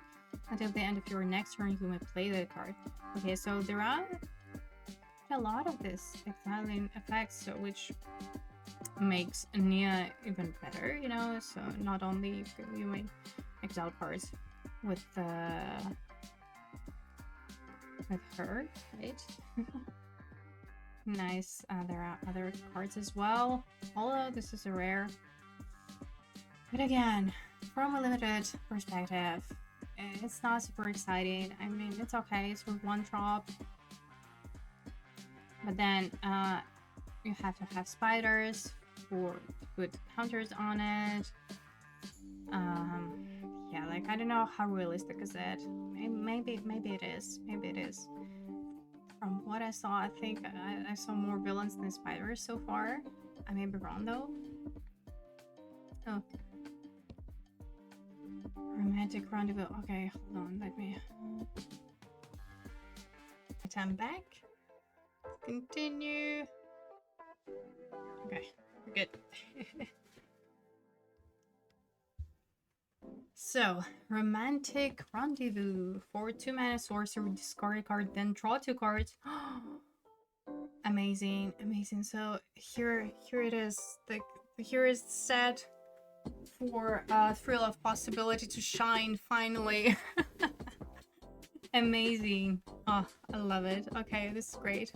If you have this specific archetype, if you're drafting that specific archetype, yeah, Romantic Rendezvous is a card that you would probably want to play, want to have a short to trigger that mayhem. And next up is Sadistic String Puller for 4 mana. A creature 4/3 is a spider, and it has mayhem 2. So this is what I'm talking about. For 2 mana, 4/3 is amazing. For 4 mana, not so much. Shock. Okay, we're moving on to no, it's a reprint. Okay, let's go. It's not special guest. Okay, next up, Skittering Kitten for 1 mana. Spider Cat Hero. 1/1 haste, discard a card, sacrifice this creature, draw a card. Okay, another mayhem enabler if you need to. Sure.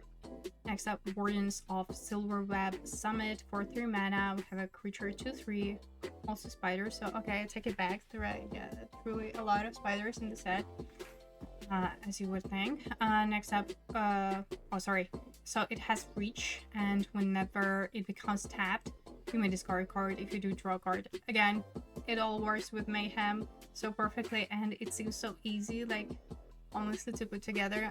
I'm excited to try it out. Next up, Wisecrack. For 3 mana, we have instant. Target creature deals damage equal to its power to itself. If that creature is attacking, Wisecrack deals 2 damage to that creature's controller.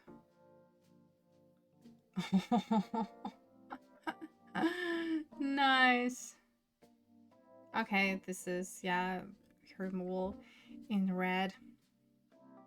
Sure. Okay, and now finally moving on to special guest, Goblin Bombardment, Najila, the Blade Blossom. So I don't know, this card, so whenever a warrior attacks, you may have its controller create a 1/1 white warrior creature token that's tapped and attacking. Okay, so she's warrior, so we're going to create a warrior token, sure. And for a Warburg, all 5 mana of different colors, and tap all attacking creatures. They gain trample, leveling to haste until end of turn. After this phase, there is an additional combat phase activated on during combat. So probably this is not realistic, but all in all, mythic. Probably just my concern that it doesn't have evasion. But if you have removal, if you have combat trace, why not, right? Next up, Relentless Assault. Okay. It's a sorcery. Savage Beating. Crazy. Okay, 5 mana. Cast the spell only during combat on your turn. Choose 1 creatures you control, gain double strike until end of turn, and tap all creatures you control. After this phase, there is an additional combat phase. Okay, so you see, like, all these special guests card, like Relentless Assault and this, imply that, hey, you're in red. You need to attack. Not attacking is not an option. And attack twice a turn, please. I don't get it. And now we see Shock as special guest. What's that? What's that about? A thrill of possibility. Let's go. But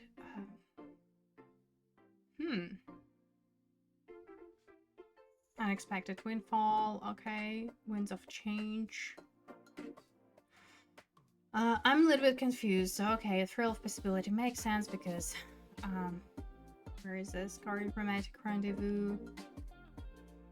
It's card that differently, so the same but all differently, but Shock. Like, are we going to see a lot of Shocks in the upcoming arena packs? Anyway, let's move on to green, and first card is Ancestral Carvings. For 3 mana, we have Artifact. When this artifact enters, look at the top 5 cards of your library. You may reveal up to 2 creature cards from among them and put them into your hand. Okay. Put the rest on the bottom of your library in a random order. It has active ability for 1 mana and tap, sacrifice this artifact, create a treasure token. Huh. I mean, 5 top decks is a lot, of course. And again, in a game of limited, you mostly have creatures, and especially in green. So yeah, this is like a stock up for green. Except for, of course, not the same, but yeah, same vibe. I don't know. I mean, it's playable. But yeah.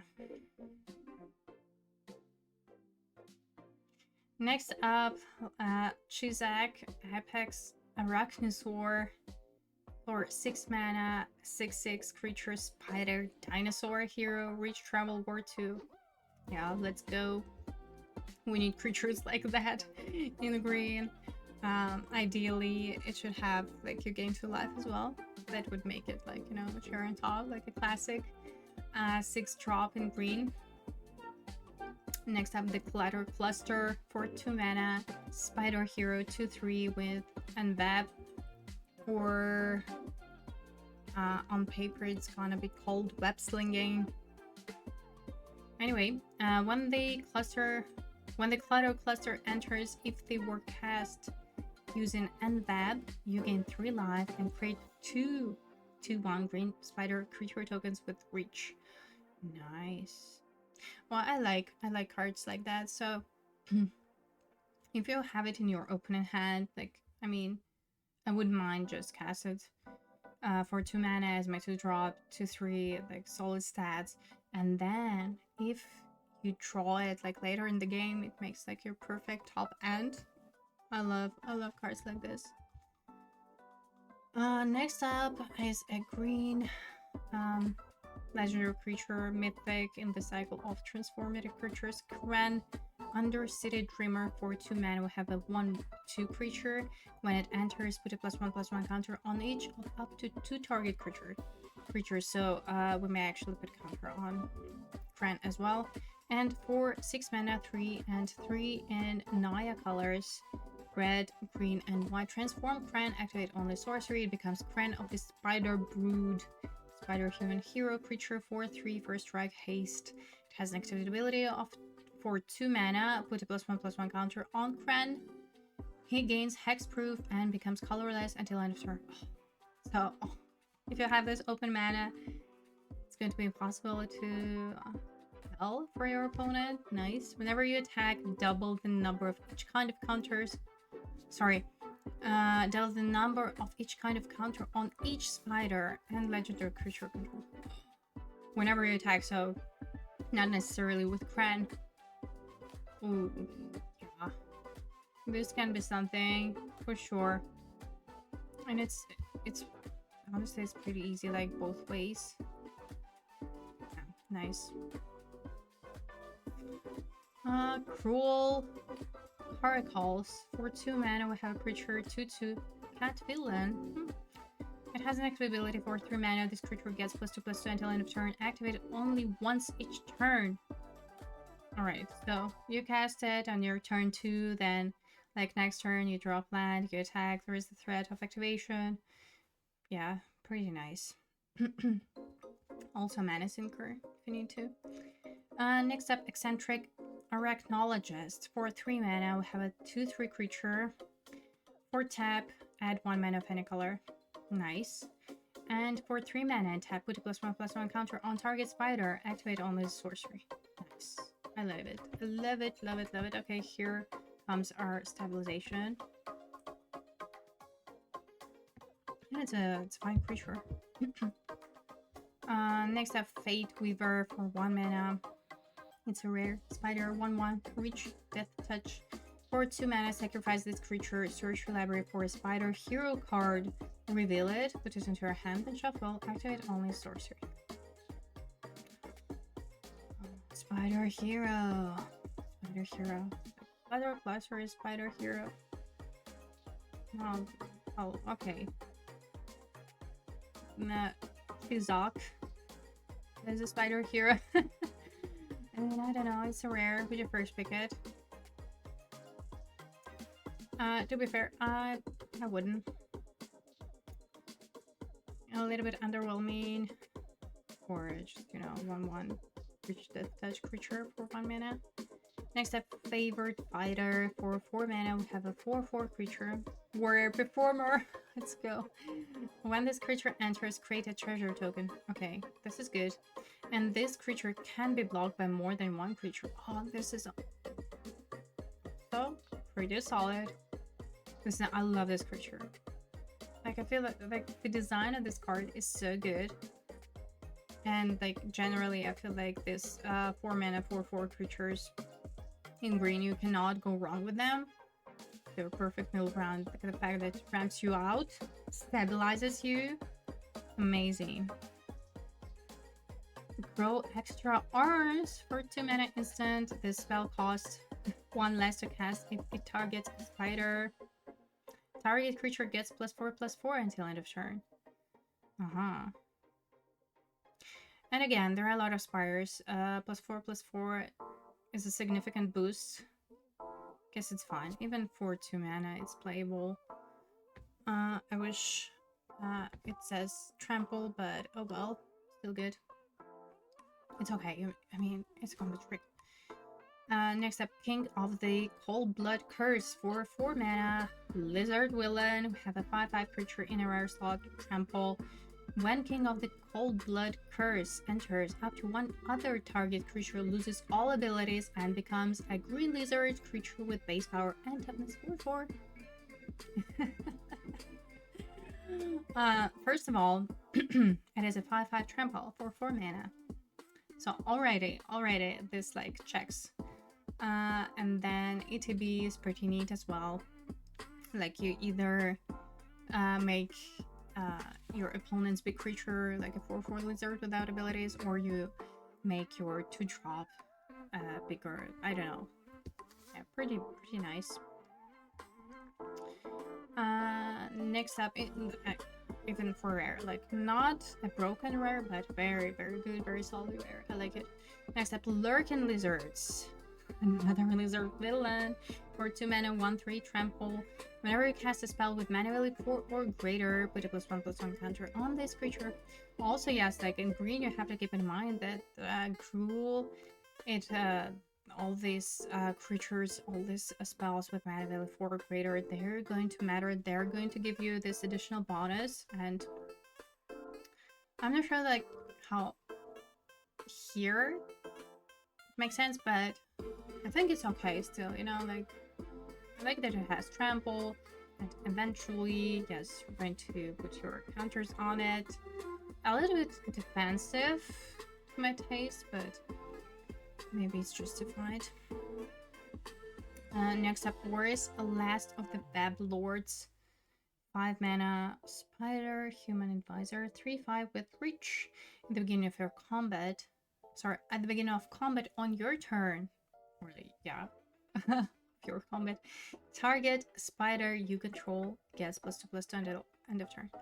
Ooh, nice. So, yeah, in combat, it's gonna be, or it may be 5/7, which is, yeah, pretty nice for a creature for 5 mana. It's okay.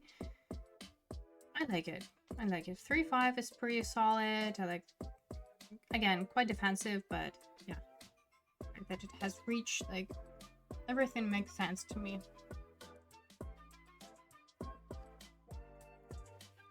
Perilous Lunge. For 3 mana sorcery, put a +1/+1 counter on target creature control. It fights target creature and opponent control. Classic Primal and green. Nice. Next up, Arouse the Swarm. 4 mana enchantment. When it enters, create a 2/1 green spider creature token with reach. Then you gain 1 life for each spider you control. Spiders you control get +1/+1 and can be blocked by creatures with defender.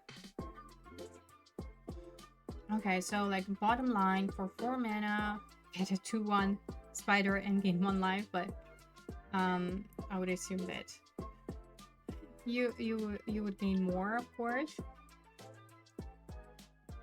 Yeah, like spider deck, why not? It's a fine build around, I guess. +1/+1, like this anthem effect is not nothing, honestly. Yeah. Next up, this Scouring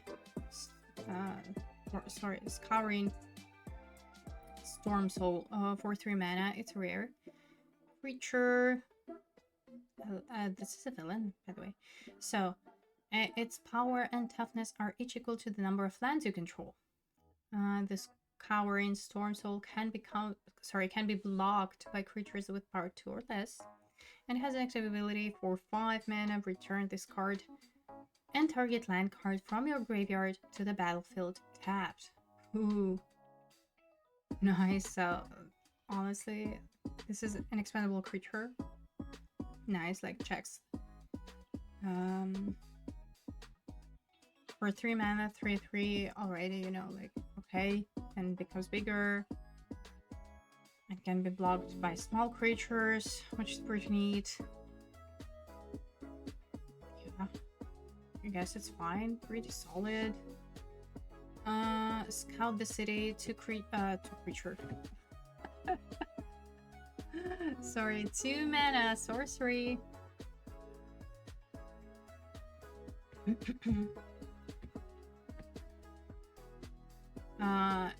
It's a model card. You choose one. It's either look around, mill 3 cards. You may put a permanent card from among them into your hand, again 3 life. Or bring down, destroy target creature with flying. And I feel like it's quite specific. I wonder why there is no like Bulgari archetype, but I'm pretty sure you can build it. There is just no defined archetype. So I would play it if I really need to fill my graveyard. First of all, I could not see like a particular synergy with it. Maybe like reanimation or something. Yeah, mostly I think it is a sideboard card. Like Broken Wings for 2 is not bad, but yeah. Next up, Selesnya Archivist. For 4 mana, we have a creature 3/3. When it enters, choose one. Return target card with mana value 4 greater from your graveyard to your hand, or exile target artifact or enchantment.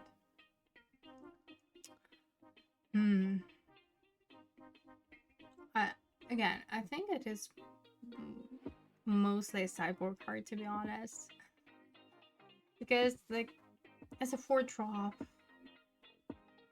you probably don't want to cast just without using this ETB, right? Not very exciting. Next up, Strength of Will. It is a rare. For 2 mana, instant. Until end of turn, target creature you control gains indestructible, and whenever this creature is dealt damage, put that penny +1/+1 counters on it. This is a pretty sweet combat trick, but it is in a rare slot. Yeah, this is like a little bit frustrating. Why it should be rare?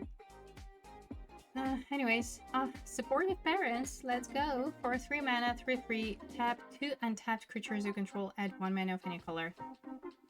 Okay, another mana stabilization, why not? Good. Next up, Tyrantusk, Unwisely Awoken. For 2 mana, we have Spider Boar Hero. By the way, it is another hero. 2/2, when it enters, create a food token. Other spiders, boars, bats, bears, birds, cats, dogs, frogs, jackals, lizards, mice, otters, rabbits, raccoons, rats, squirrels, turtles, and wolves you control. Get +1/+1. Okay, we may live just for the flavor. Next up, Terrific Team Up. 4 mana instant. This spell costs 2 less to cast if you control a permanent with mana value 4 or greater. Here's your payoff. Having those big creatures. 1 or 2 target creatures you control each get +1/+0 until end of turn. They each deal damage equal to their power to target creature and opponent controls. Amazing. It's like, yeah. Another removal in green. Ooh, and here we come through the OMENPATHS. Enchantment for 8 mana with Convoke. At the beginning of combat on your turn, look at the top 5 cards of your library. You may put a creature card from among them onto the battlefield, with the rest on the bottom of your library in a random order. And it's a mythic. Honestly, I would first pick it. Like, the fact that it has Convoke is insane. It's very good. And yeah, like, as I said, in a game of limited, your deck is mostly going to consist of creatures, especially if you're playing green. Sure.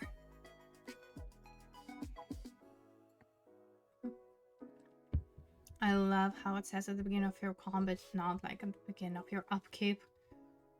Yeah, so it can actually work same turn when you cast it. So yeah, I would first pick it and just try to build around it, maybe. Next up, a Trail of Teacups. It's a rare enchantment saga for 4 mana. So first chapter is mill 5 cards. When you do, this saga deals damage equal to the greatest power among creature cards in your graveyard to target creature.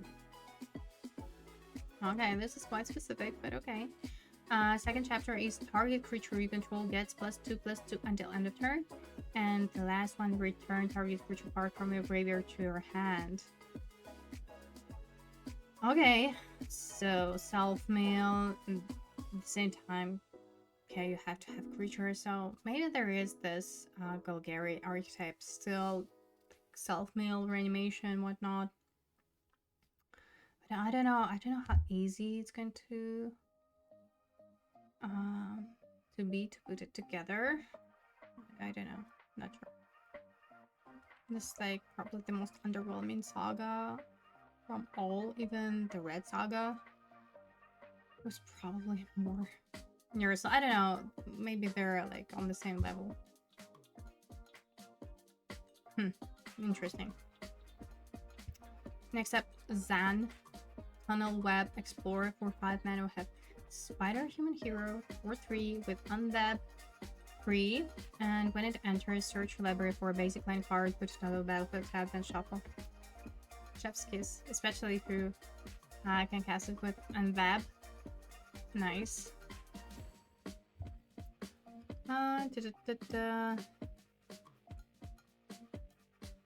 Yeah. Oh no, yeah. So Unweb or Web Slinging, on paper, you may cast the spell for this alternate cost if you also return a tapped creature you control to its owner's hand. Just a reminder. And next up, Arachnogenesis for 3 mana, and now we're moving on to special guests already. So instant, create X 1/2 green spider creature tokens with reach, where X is the number of creatures attacking you.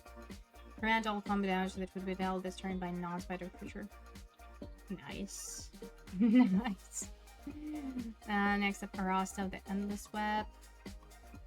Yes, whenever an opponent casts an instant sorcery spell, creates a 1/2 green spider creature token with reach for 4 mana. Yeah.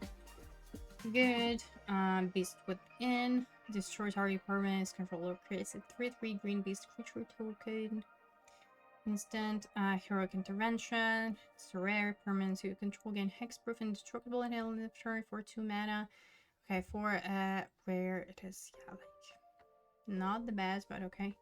Hunter's Insight. Choose target creature you control. Whenever that creature deals combat damage to the player or planeswalker this turn, draw that many cards. Sure. Parallel Lives. It's a mythic enchantment, 4 mana. If an effect would create 1 or more tokens under your control, it creates twice that many of those tokens. Unfortunately, probably not for limited. Silk Guard X and 1 green. Instant in the rare slot, put a +1/+1 counter on each of up to X target creatures you control.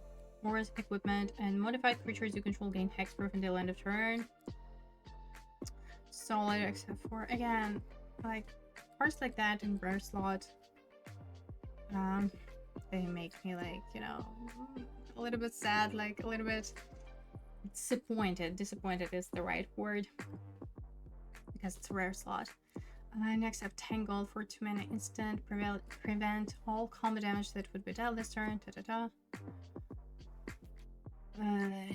No, this card is probably not it. So yeah, here we have our monocolored cards in through the OMENPATHS. Now let's move on to multicolor. Ooh, okay. Those are, I guess. Let's find our side posts and comments. 40 cards, we're going to 40 cards, so it's going to be a multicolor set, huh?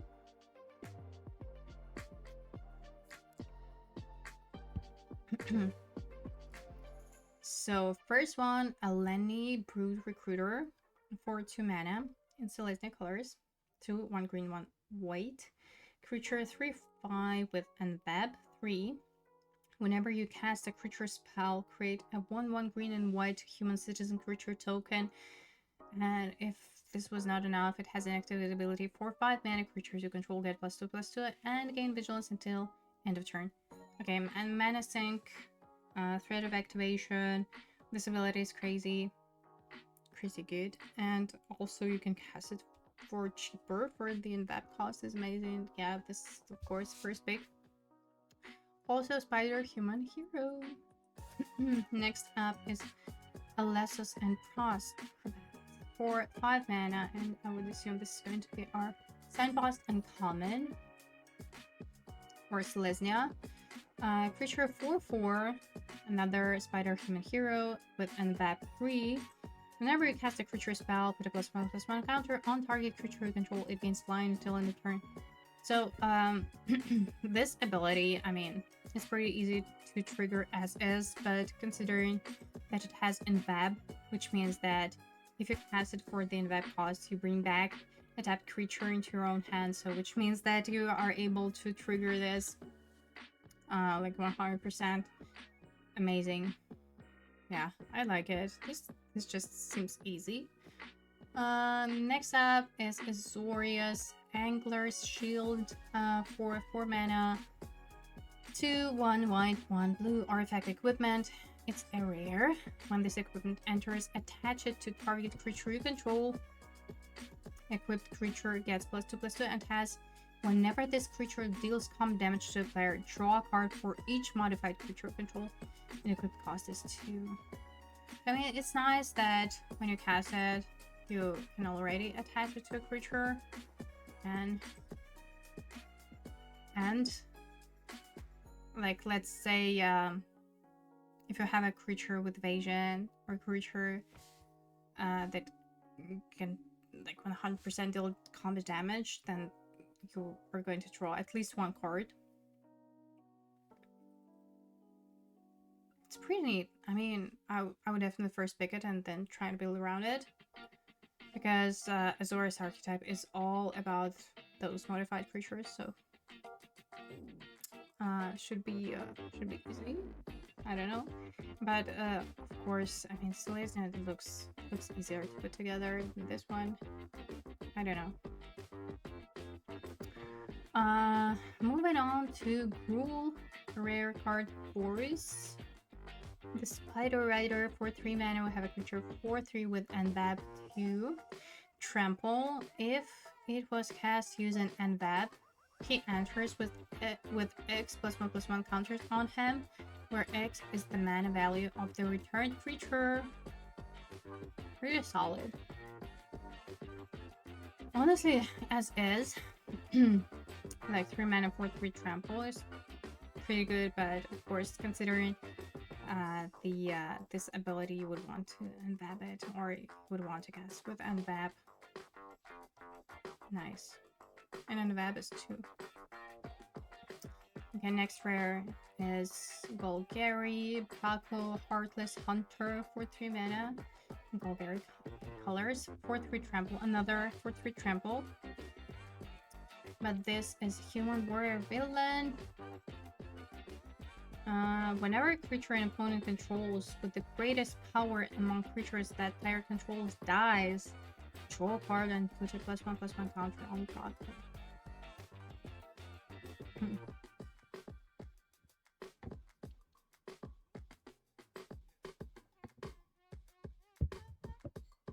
This is very conditional, you know? Would you first pick it? Like, I guess they're on pretty much the same level, right? This Boris and Baco. Guess it's fine. Again, as I said, like 4/3 trample, 4/3 mana is fine. This might be even easier. You just cast it and then wait for a creature your opponent controls to die. Or not wait, like next turn, you destroy it. Anyway, no, it's okay. But again, would you first pick it? The question remains, would you first pick it? Next up, Carlo Suave Schemer for 3 mana. It's uncommon. I guess it is our same box uncommon in Demir. Human Rogue Villain to 3 manas. Whenever another villain you control enters, Carlo connives. Nice. Yeah, let's go villains. As the archetype says, I think it's called villains, honestly, so yeah, it totally makes sense. Next up, Cheering Crowd for 2 mana, 1 and 1 hybrid 1, red or green. Creature, human citizen, 2/2 at the beginning of each player's first main phase. That player may put a +1/+1 counter on this creature.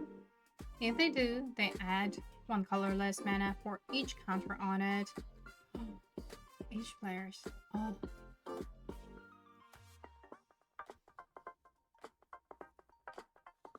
Oh, this is interesting.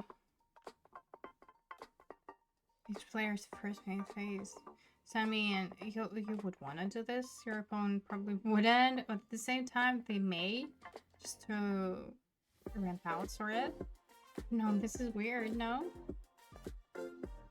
Also, it's gonna depend on where you're going first, and it's a rare. It's now a little bit weird to me.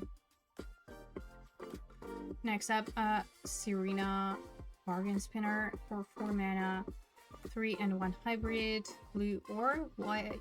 Yeah, blue or white, sorry. Spider Human Hero, 3/2 during your turn. It has flying, and when it enters, search your library for an aura or a token card to reveal it, put it to your hand, then shuffle. Okay, I would assume it is Signpost and common for Azorius. Or maybe not.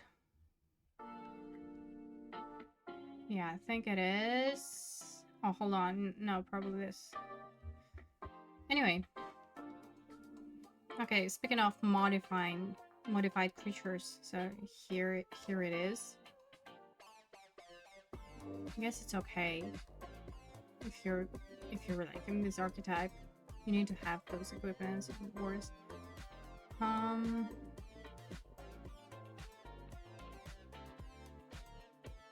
I wish it says like enchantment, not just aura. This way you could search like for removal card. Anyway, next up is Crash, Reckless, and Rider for 3 mana, 2/1 hybrid, black or red. Have a creature 2/3 villain. At the beginning of your first main phase, you may discard a card. When you do, target creature can block this turn. Whenever a creature an opponent controls dies, Crash deals 1 damage to the player. Okay, so again, another great enabler for mayhem. I'm sorry, I'm starting to loosen it. Like 2 hours of talking nonstop. It's getting to me. Apologies. Yeah, no, it's good. It's good. But again, probably in this specific archetype.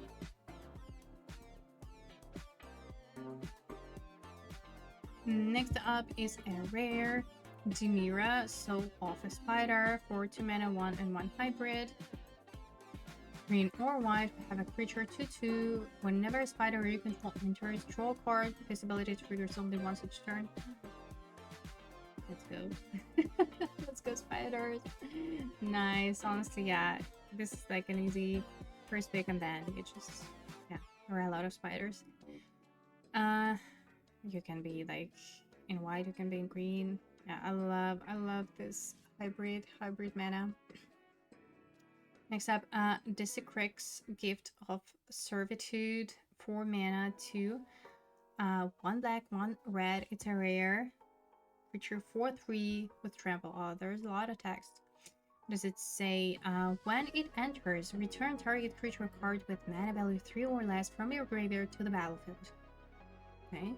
It gains. This creature attacks each combative able, and when this creature deals combat damage to a player, sacrifice it. And Dissecrix also has a mayhem cost of 2. Because I'm considering that you're going to discard or whatever, you probably will be able to activate it to actually bring something from your graveyard. No, I think it's nice, yeah. Honestly, I would first pick it and just try build around it. It's not like a bomb. It is a solid creature, yeah. Like again, being it a rare kind of disappoints, but honestly it's okay. No, it's pretty aggressive, and I think that Mayhem is pretty easy to set up, like to put together. So yeah. Next up, Diligent Web Keepers, 5 mana, 4 and 1 hybrid mana, 1 hybrid mana, green or white. Spider Hero 4/3. When this creature enters with a +1/+1 counter on each other creature you control. Okay, so this is your top ender, basically. Nice. Yeah, it's okay. Next up, Dreadfang, Loathed by Fans. For 3 mana, have a creature, human warrior villain. X4 vigilance, and its power is equal to the greatest mana value among permanents you control. Honestly, this is like underwhelming, but okay. Next up, Truneth, Reviver of the Hive, for 2 mana, 1 green, 1 blue. 1/1 creature with trample. It's a rare. Whenever you cast a creature spell with mana value equal to Truneth's power, copy that spell, except the copy isn't legendary, then put a +1/+1 counter on Truneth.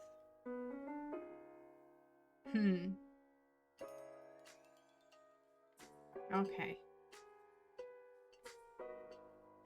I wonder, do you like actually put counters when you cast like any creature spell, or only after you copy? If you don't copy, then you don't put counters on it. Is that correct? Looks like a lot of work to me. Next up, Gallant Citizen, for 2 hybrid mana, green or white. Creature 1/1. When it enters, draw a card. Yes, let's go. We love it. The mana cost may be difficult though. It's not like that cat, right? For 2 mana, 1 and 1 white. Yeah, the mana is difficult, but yeah. Sure, we're going to play it. Gloria the Great Armor, for 3 mana. It's a rare. 1 red, 1 white. 3/3 Spider Hero. Whenever you attack, put a +1/+1 counter on target attacking creature. Whenever a modified creature you control deals combat damage to a player, exile the top card of the library. You may play that card this turn. Okay, this is pretty solid, so you don't have to attack with Gloria. This is nice. Again, I guess Boris is going to relate to this modified archetype. Next up, Janai and Hoppy, Rook Skippers, for 2 mana, 1 green, 1 white, 2/2. Spider Hero. During your turn, Janai and Hoppy has flying. When this card leaves the battlefield, create 1/1 green and white human citizen creature token. Nice. Honestly, yeah, if you're in this color, it's very good to drop, but not to like. Next up, we're moving on to a rare. Caballero, Mind Bitten, for 4 mana, 2/1 blue, 1 black. Creature 4/4. You may have Caballero. I'm sorry if I mispronounce it. Enter as a copy of any creature card in a graveyard, except his name is Caballero, Mind Beaten, and he's a 4/4 Spider Human Hero, in addition to his other types when you do exile that card. In a graveyard, so any graveyard.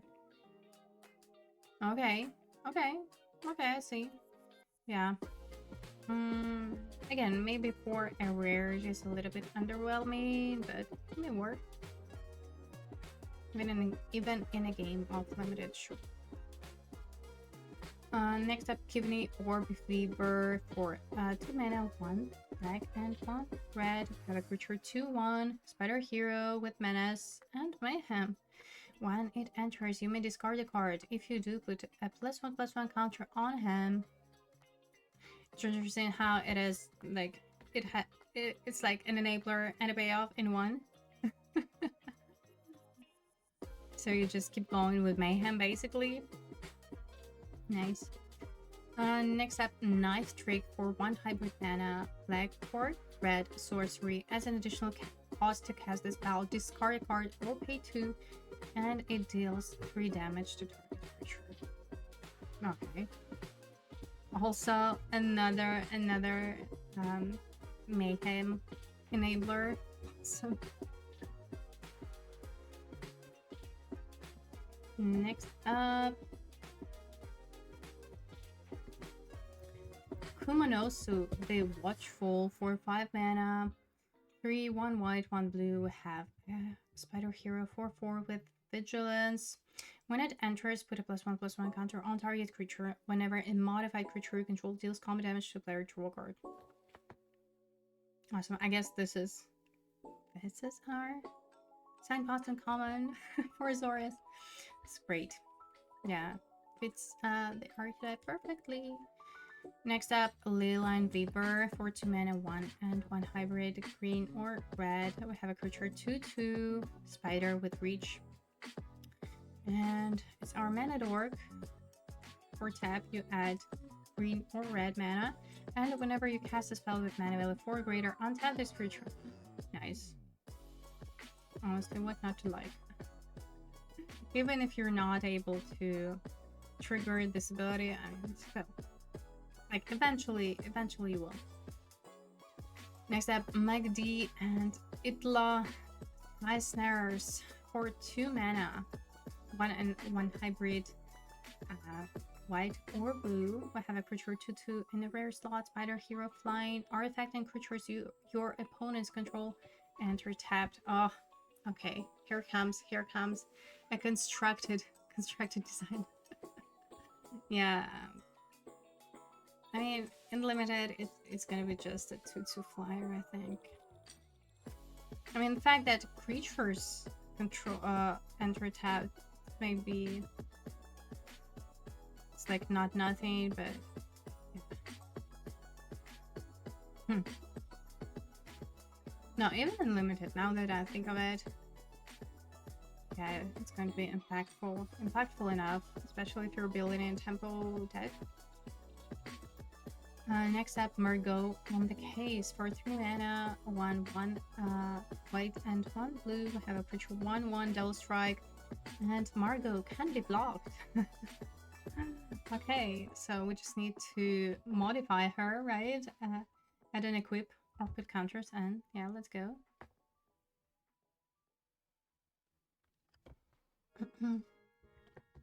Mob Lookout. Creature for 2 mana, 1 and 1 hybrid, blue or black, 0/3. When it enters, target creature you control connives. Awesome. Next up, Niach, Pinnacle Pariah. For 7 mana, 5/1 blue, 1 black. We have a creature 4/8. Other villains you control get +2/+2. Your maximum hand size is 8. Some flavor. And at the beginning of your end step, if you have fewer than 8 cards in hand, draw cards equal to the difference. This is sweet. My only concern is the mana cost, honestly. But maybe you can reanimate it. Or like, because 7 mana. 7 mana is concerning, and it's a mythic. Other than that, it's pretty, it can be bomby, yeah. The effect for sure. Next up, Nu and Sumi, Career Criminals for 5 mana, 3/1 black, 1 red. Have creature 3/3 flying Death Touch. Whenever Nu and Sumi attacks, discard a card, then draw a card for each card you discard this turn. Again, so I feel like my game is going to be very easy to put together thanks to all the enablers. Nice. And I guess this same cost in common. Next up, Ponia's Horizon Splicer. For 5 mana, 3/1 white and 1 black. We have a creature 4/4. When it enters, exile up to 1 target non-land permanent and up to 1 target non-land. Hold on. Exile up to 1 target non-land permanent and up to 1 target non-land permanent card from a graveyard. Okay, so on the battlefield and on a graveyard. And when it dies, put him on the bottom of his owner's library. If you do, return the exiled cards to their owner's hands. Okay, I see. Yeah, and it's a rare, by the way. I guess it makes sense, like, the mana value for that stage of the game. So this is basically like your Orzhov value creature. So when it dies, we get those cards back. Okay. Oh, already I'm looking at this. Silence of the Ur Spider. Anyway, Rhino's Rampage first. 1 mana, 1 hybrid mana, green or red, sorcery. Target creature you control gets +1/+0 until end of turn. It fights target creature and opponent controls. When excess damage is dealt to the creature and opponent controls this way, destroy up to 1 target non-creature artifact with mana level 3 or less. Okay, it's a cheap, well, you know what, it's just a cheap fight spell, which is good enough. And then maybe you're able to destroy an artifact your opponent controls. Next up, Riche, Getaway Accomplice. 4/6 mana, 5 and 1 hybrid, blue or black. Have a creature 4/6 flying. Whenever it attacks, other villains you control gain flying until the turn. It's pretty solid, like 4/6 flying, 4/6 mana. I guess. Yeah. Have to see, like, it's all gonna depend on this bit of format, but I think that, like, if you're in these colors, like, you're early to mid game, you just control the board, and then yeah, it could be a nice finisher. Why not? Next up, Rare Ruzik Bood, but victorious. For 3 mana, 1 and 2 hybrid mana, black or red. Have a legendary creature 5/4 at the beginning of your upkeep, discard a card, then create a treasure token, and has mayhem 3. Amazing, amazing. Yeah. Nice. Another enabler, another mayhem enabler. And also like ramps you out. Nice. And dun dun dun dun, Silence of the Ur Spider. 5/5 flying, first strike, trample, lifelink, haste, woodwork, all of the 5 colors. 5 mana of different colors. At the beginning of combat on your turn, other spiders you control gain flying, first strike, trample, lifelink, and haste until end of turn. Would you first pick it? Like, the question is, would you first pick it and just risk it, try to build it? And try to build this, as I like to call it, like, secret multicolored archetype. I don't know. I'm probably not that adventurous. But it's fun. Or, you know, it can be a reanimation target. However, like, in black, mostly have villains, so I guess it's not gonna work.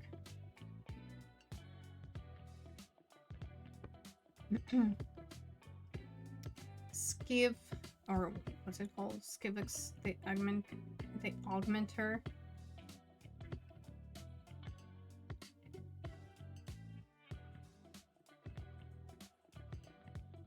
The art wasn't so disjointed. What do you mean? What do you mean by that?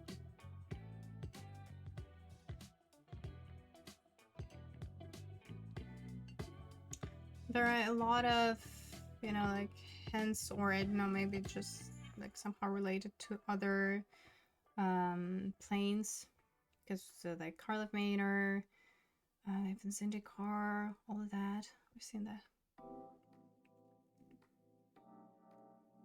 Feels like leftovers from other sets. Oh, I see what you mean, yeah. To me, it's like, you know, these specific creatures from other planes, they just happened to be together and they became either spiders or villains. But again, like, the flavor is, yeah. It's a bit off, I get it. But I don't know, I quite like this. It's like all of these planes, yeah, come together and they become spiders. Spiders or villains. I haven't seen like the Spider-Man cards for paper, so I'm just focusing on through the OMENPATHs only, since next week there's going to be a streamer event on Magic Arena, and we're going to test it all out. in draft and maybe in sealed. I'm looking forward to it, honestly. So that's why I'm just, discussing and rating those cards from that limited perspective. I'm very curious to see. Anyway, so the Augmenter for 3 mana, 2 and 1 hybrid, black or blue, have a 2/4 creature. And surprisingly, like for these colors, it is a spider hero. Anyway, a lot of text. Whenever this creature deals combat damage to a player, look at that many cards from the top of your library. Put one of them into your hand and the rest into your graveyard. Good. It needs to deal damage, however. And it has an activate ability for 3 mana. Exile this card from your graveyard. Put a +1/+1 counter on target creature control. It gains this card's other abilities. Activate only sorcery. Nice. It's a rare. That's, again, a little bit underwhelming, but other than that, it's a good creature. Like, the rarity is concerned, but yeah. Well-rounded card. Needs to deal damage, though. How are you going to deal damage with this? It doesn't have evasion, but I guess that's a problem for later. Next card is Tiarli, Entropic Hunger for 4 mana, 2, 1 blue and 1 black. We have a creature 3/1. And Vampire Scientist Villain. Oh, love this creature types. Blind Vigilance Lifelink for 2 mana. Exile this card from your graveyard. Look at the top 3 cards of your library. Put one of them into your hand and the rest on the bottom of the library in any order. Yeah, sure, I guess. Like, what makes this card worth it is this ability, of course, that you can just use it after it leaves the battlefield, which is good. Next up, Uharis, the Storm Spinner for 2 mana. It's a rare 2 mana, 1 blue and 1 red. We have a creature 2/3. You can't cast Uharis, the Storm Spinner, during your first, second, or third turns of the game. It has double strike and vigilance. At the beginning of your end step, if you've played a land or cast a spell this turn from anywhere other than your hand, Uharis deals damage equal to its power to any target. Okay, so again, I think that this is more like Grixis territory. Synergetic with Mayhem. Huh. Why can't you cast it under a second turn? Anyway, maybe some sort of double spelling is going to matter. I'm not sure. Next up is with our Cocoon Keeper for 7 mana, 5, 1 white and 1 black. Have a creature in a mythic slot, 5/5, Vigilance Lifelink. Very good. When Vithar enters, you may exchange life totals with target opponent. If you lost life this way, draw that many cards. Oh, this can be interesting. It can be interesting.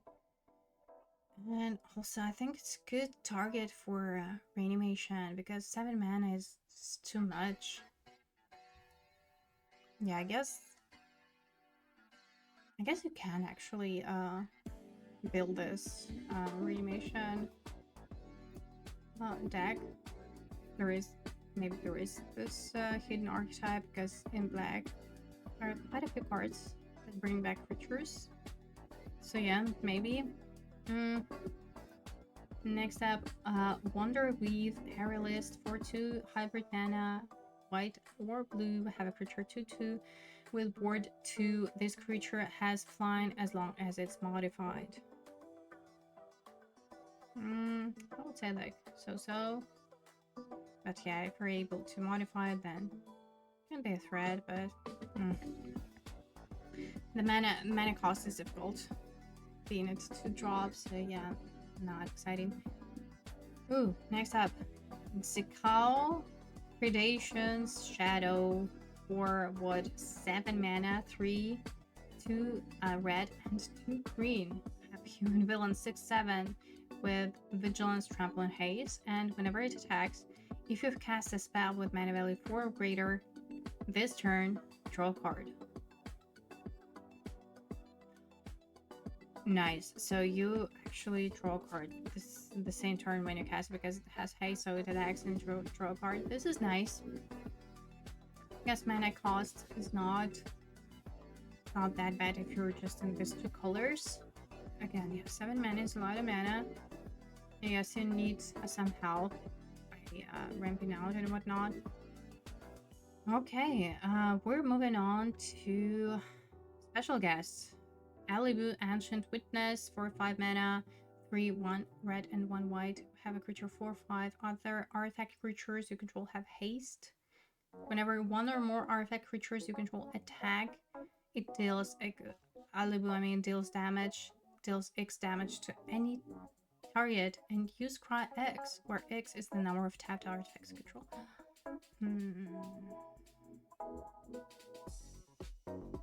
I haven't counted, but I don't know. It's a mythic. There are not that many artifacts in the format, are there? Right? And terminate. Nice. Love to see it. Okay, let's move on to artifacts. And I guess this is going to be it, right? Oh, lands 2, nice. No domain for us though. These lands, they do not have basic land types, unfortunately. Okay, I'm back. So let's finish our through the OMENPATHS limited set review. And first artifact is Tarantula Saddle. So here is your hint, or like hello from Thunder Junction, right? For 1 mana, we have artifact equipment.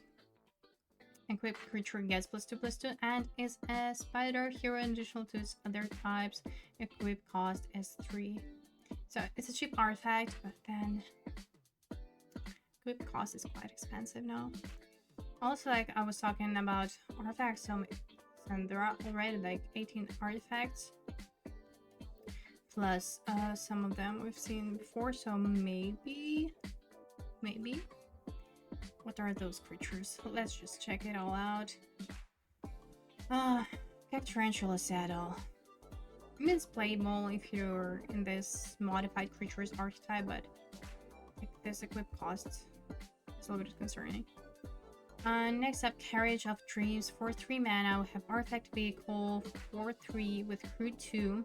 Whenever this vehicle attacks, you may pay 1 blue mana. When you do, another target attacking creature can be blocked this turn. Okay, so I was thinking about how we can actually trigger this Enweb or web slinging, and yeah, here comes. This is it. So not necessarily by going to combat, we may just crew, then just cast Enweb and do all those shenanigans. But on its own, I'm not sure, but I think it may be a good support card for the Enweb, honestly, ability. Also, yeah, probably just this. Next up, Data Scrubber for 3 mana. Have a 2/1 creature. When it enters, exile up to 1 target card from a graveyard. Target creature you control knives. This looks like a filler to me. Next up, Eerie Gravestone for 2 mana artifact. When this artifact enters, draw a card. And for 2 mana, 1 and 1 black, sacrifice this artifact. Mill 4 cards. You may put a creature card from among them into your hand. Nice. I think if you're in Dimir, you would want to play something like that. Or again, maybe this Forge Off Reanimation or something. Next up, Air 9 Viral Node. 4 mana, artifact creature 3/3 at beginning of combat on your turn. Target non-equipment artifact you control becomes an artifact creature with base power and toughness 3/3 until end turn, untap it.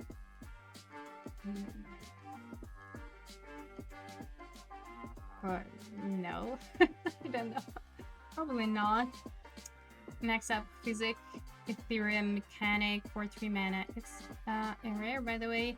Spider Hero 2, 3 Vigilance. It has 2 activate abilities. 1 for tap, put a +1/+1 counter on each artifact, creature, and or vehicle you control.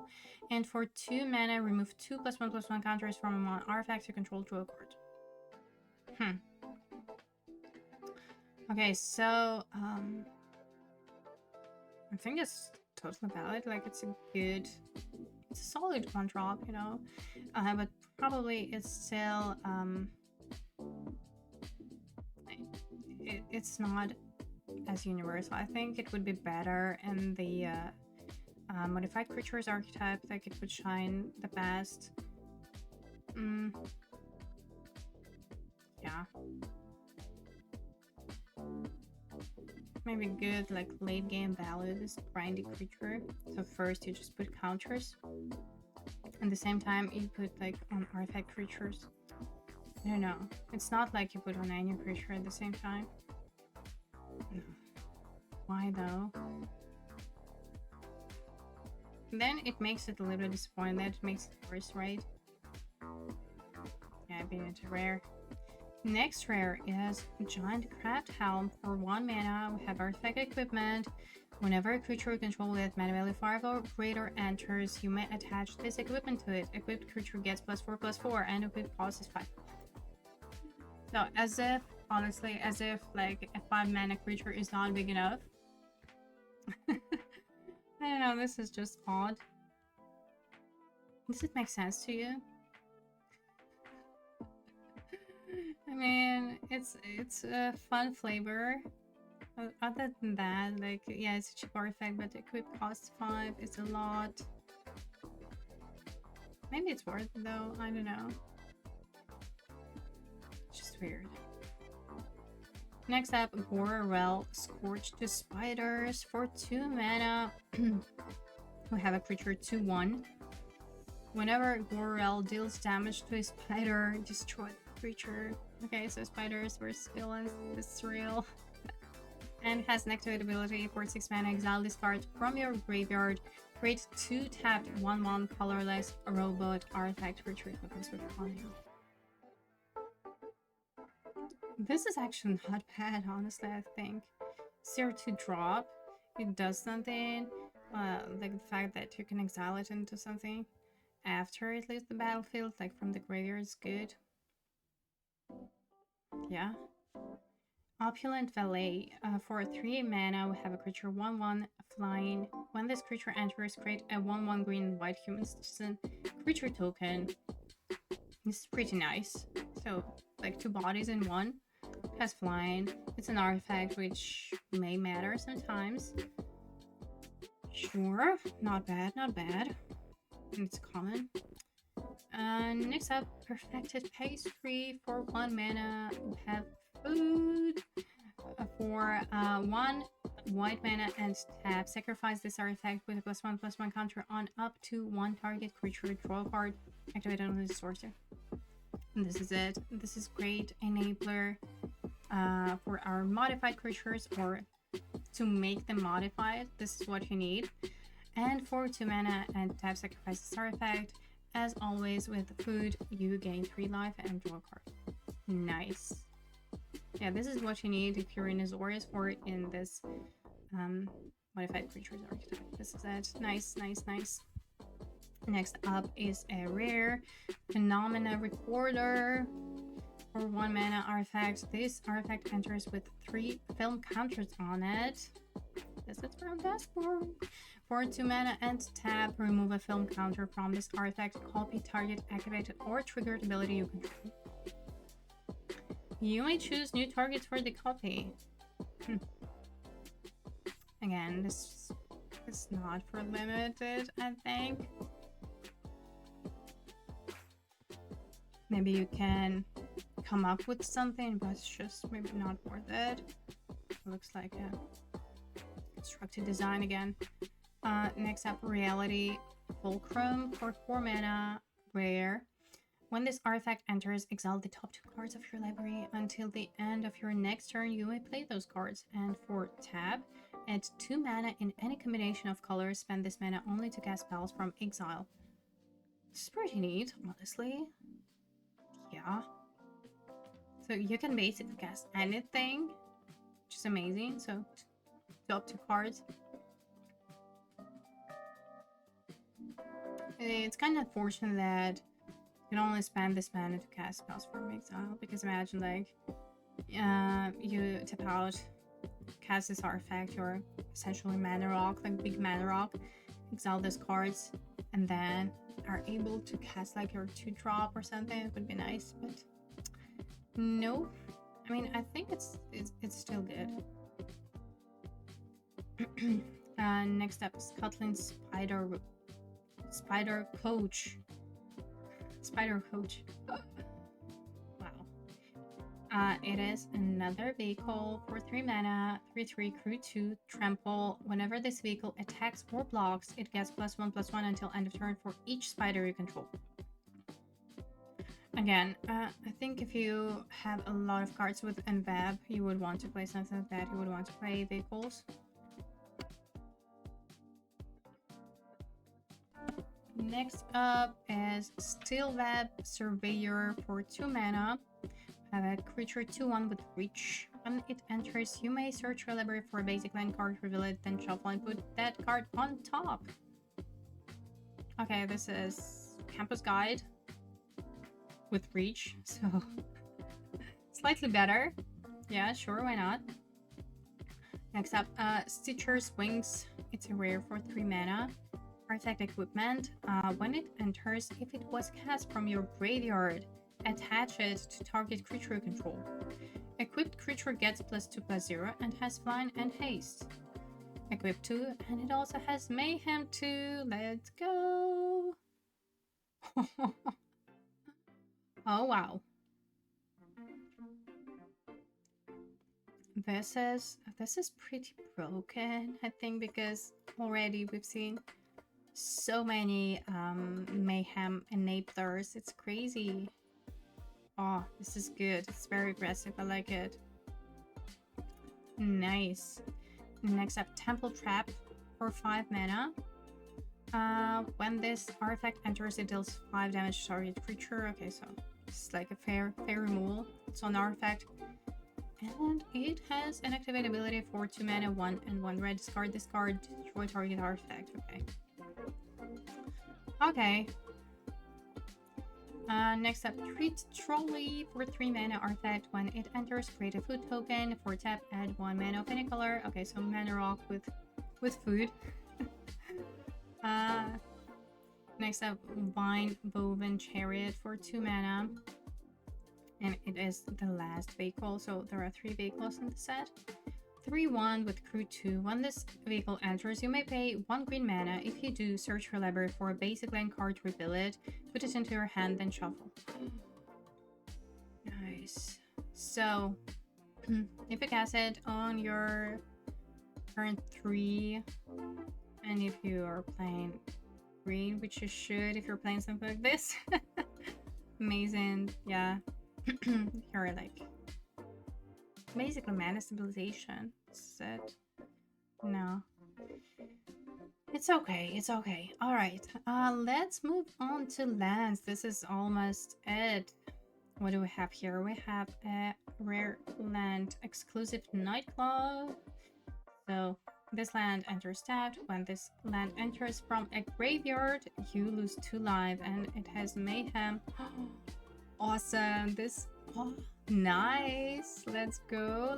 So this is like your Triumph Grixis colors. Awesome. Already nice. You can eat, even though like you have to lose 2 lives. Like this drawback is not terrible. Fearsome Breachline, add 1 colorless or 1 in tap. Just color your mana at 1 mana of any color. And for 1 and tap, target legendary creature gains mana until end of turn. And there are a lot, like almost every creature is legendary, or I mean, the majority of creatures is legendary. Right. Next up is another rare multiversal passage. As this land enters, choose a basic land type, then you may pay 2 life. If you don't, it enters tapped. Land is the chosen type. Awesome, awesome, awesome. Love that. Another civilization, and the fact that you may have it enter untapped is crazy good. Alright, we do have here a bunch of dual lands, of course. They all enter tapped, as I would assume, and for 4 mana tap, they have activate ability, survival 1 for 4 mana and tap, I mean. So, can be useful like late game, you're a mana sinker, why not? Alright, Urban Retreat. Alright, we don't have like all the cards, right? I would assume. It's not the whole set, or is it? Because I would think that this is a cycle for sure. Oh, they have like all different abilities. Listen, so this like Grixis has Mayhem and Band. For 2 mana, return a tapped creature you control to its owner's hand. Put this card from your hand onto the battlefield.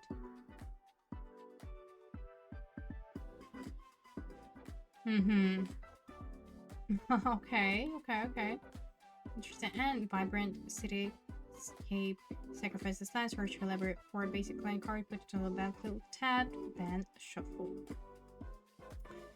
Alright. Oh, I thought that we have like the full set. But I guess not. Anyway, I think it all like gives us a pretty well-rounded picture of what is coming. And yeah, let me know what are you thinking of the set. I'm excited. I'm excited to test it out, to play with these cards in the upcoming streamer event next week. Curious to test out all of those new techniques, mechanics. So yeah. As I was announcing, I wanted to play standard, but I guess I won't have time, unfortunately. I guess this is it for today. But thank you all so much for watching. I will be back tomorrow. Let's raid somebody. And yeah, have a great one.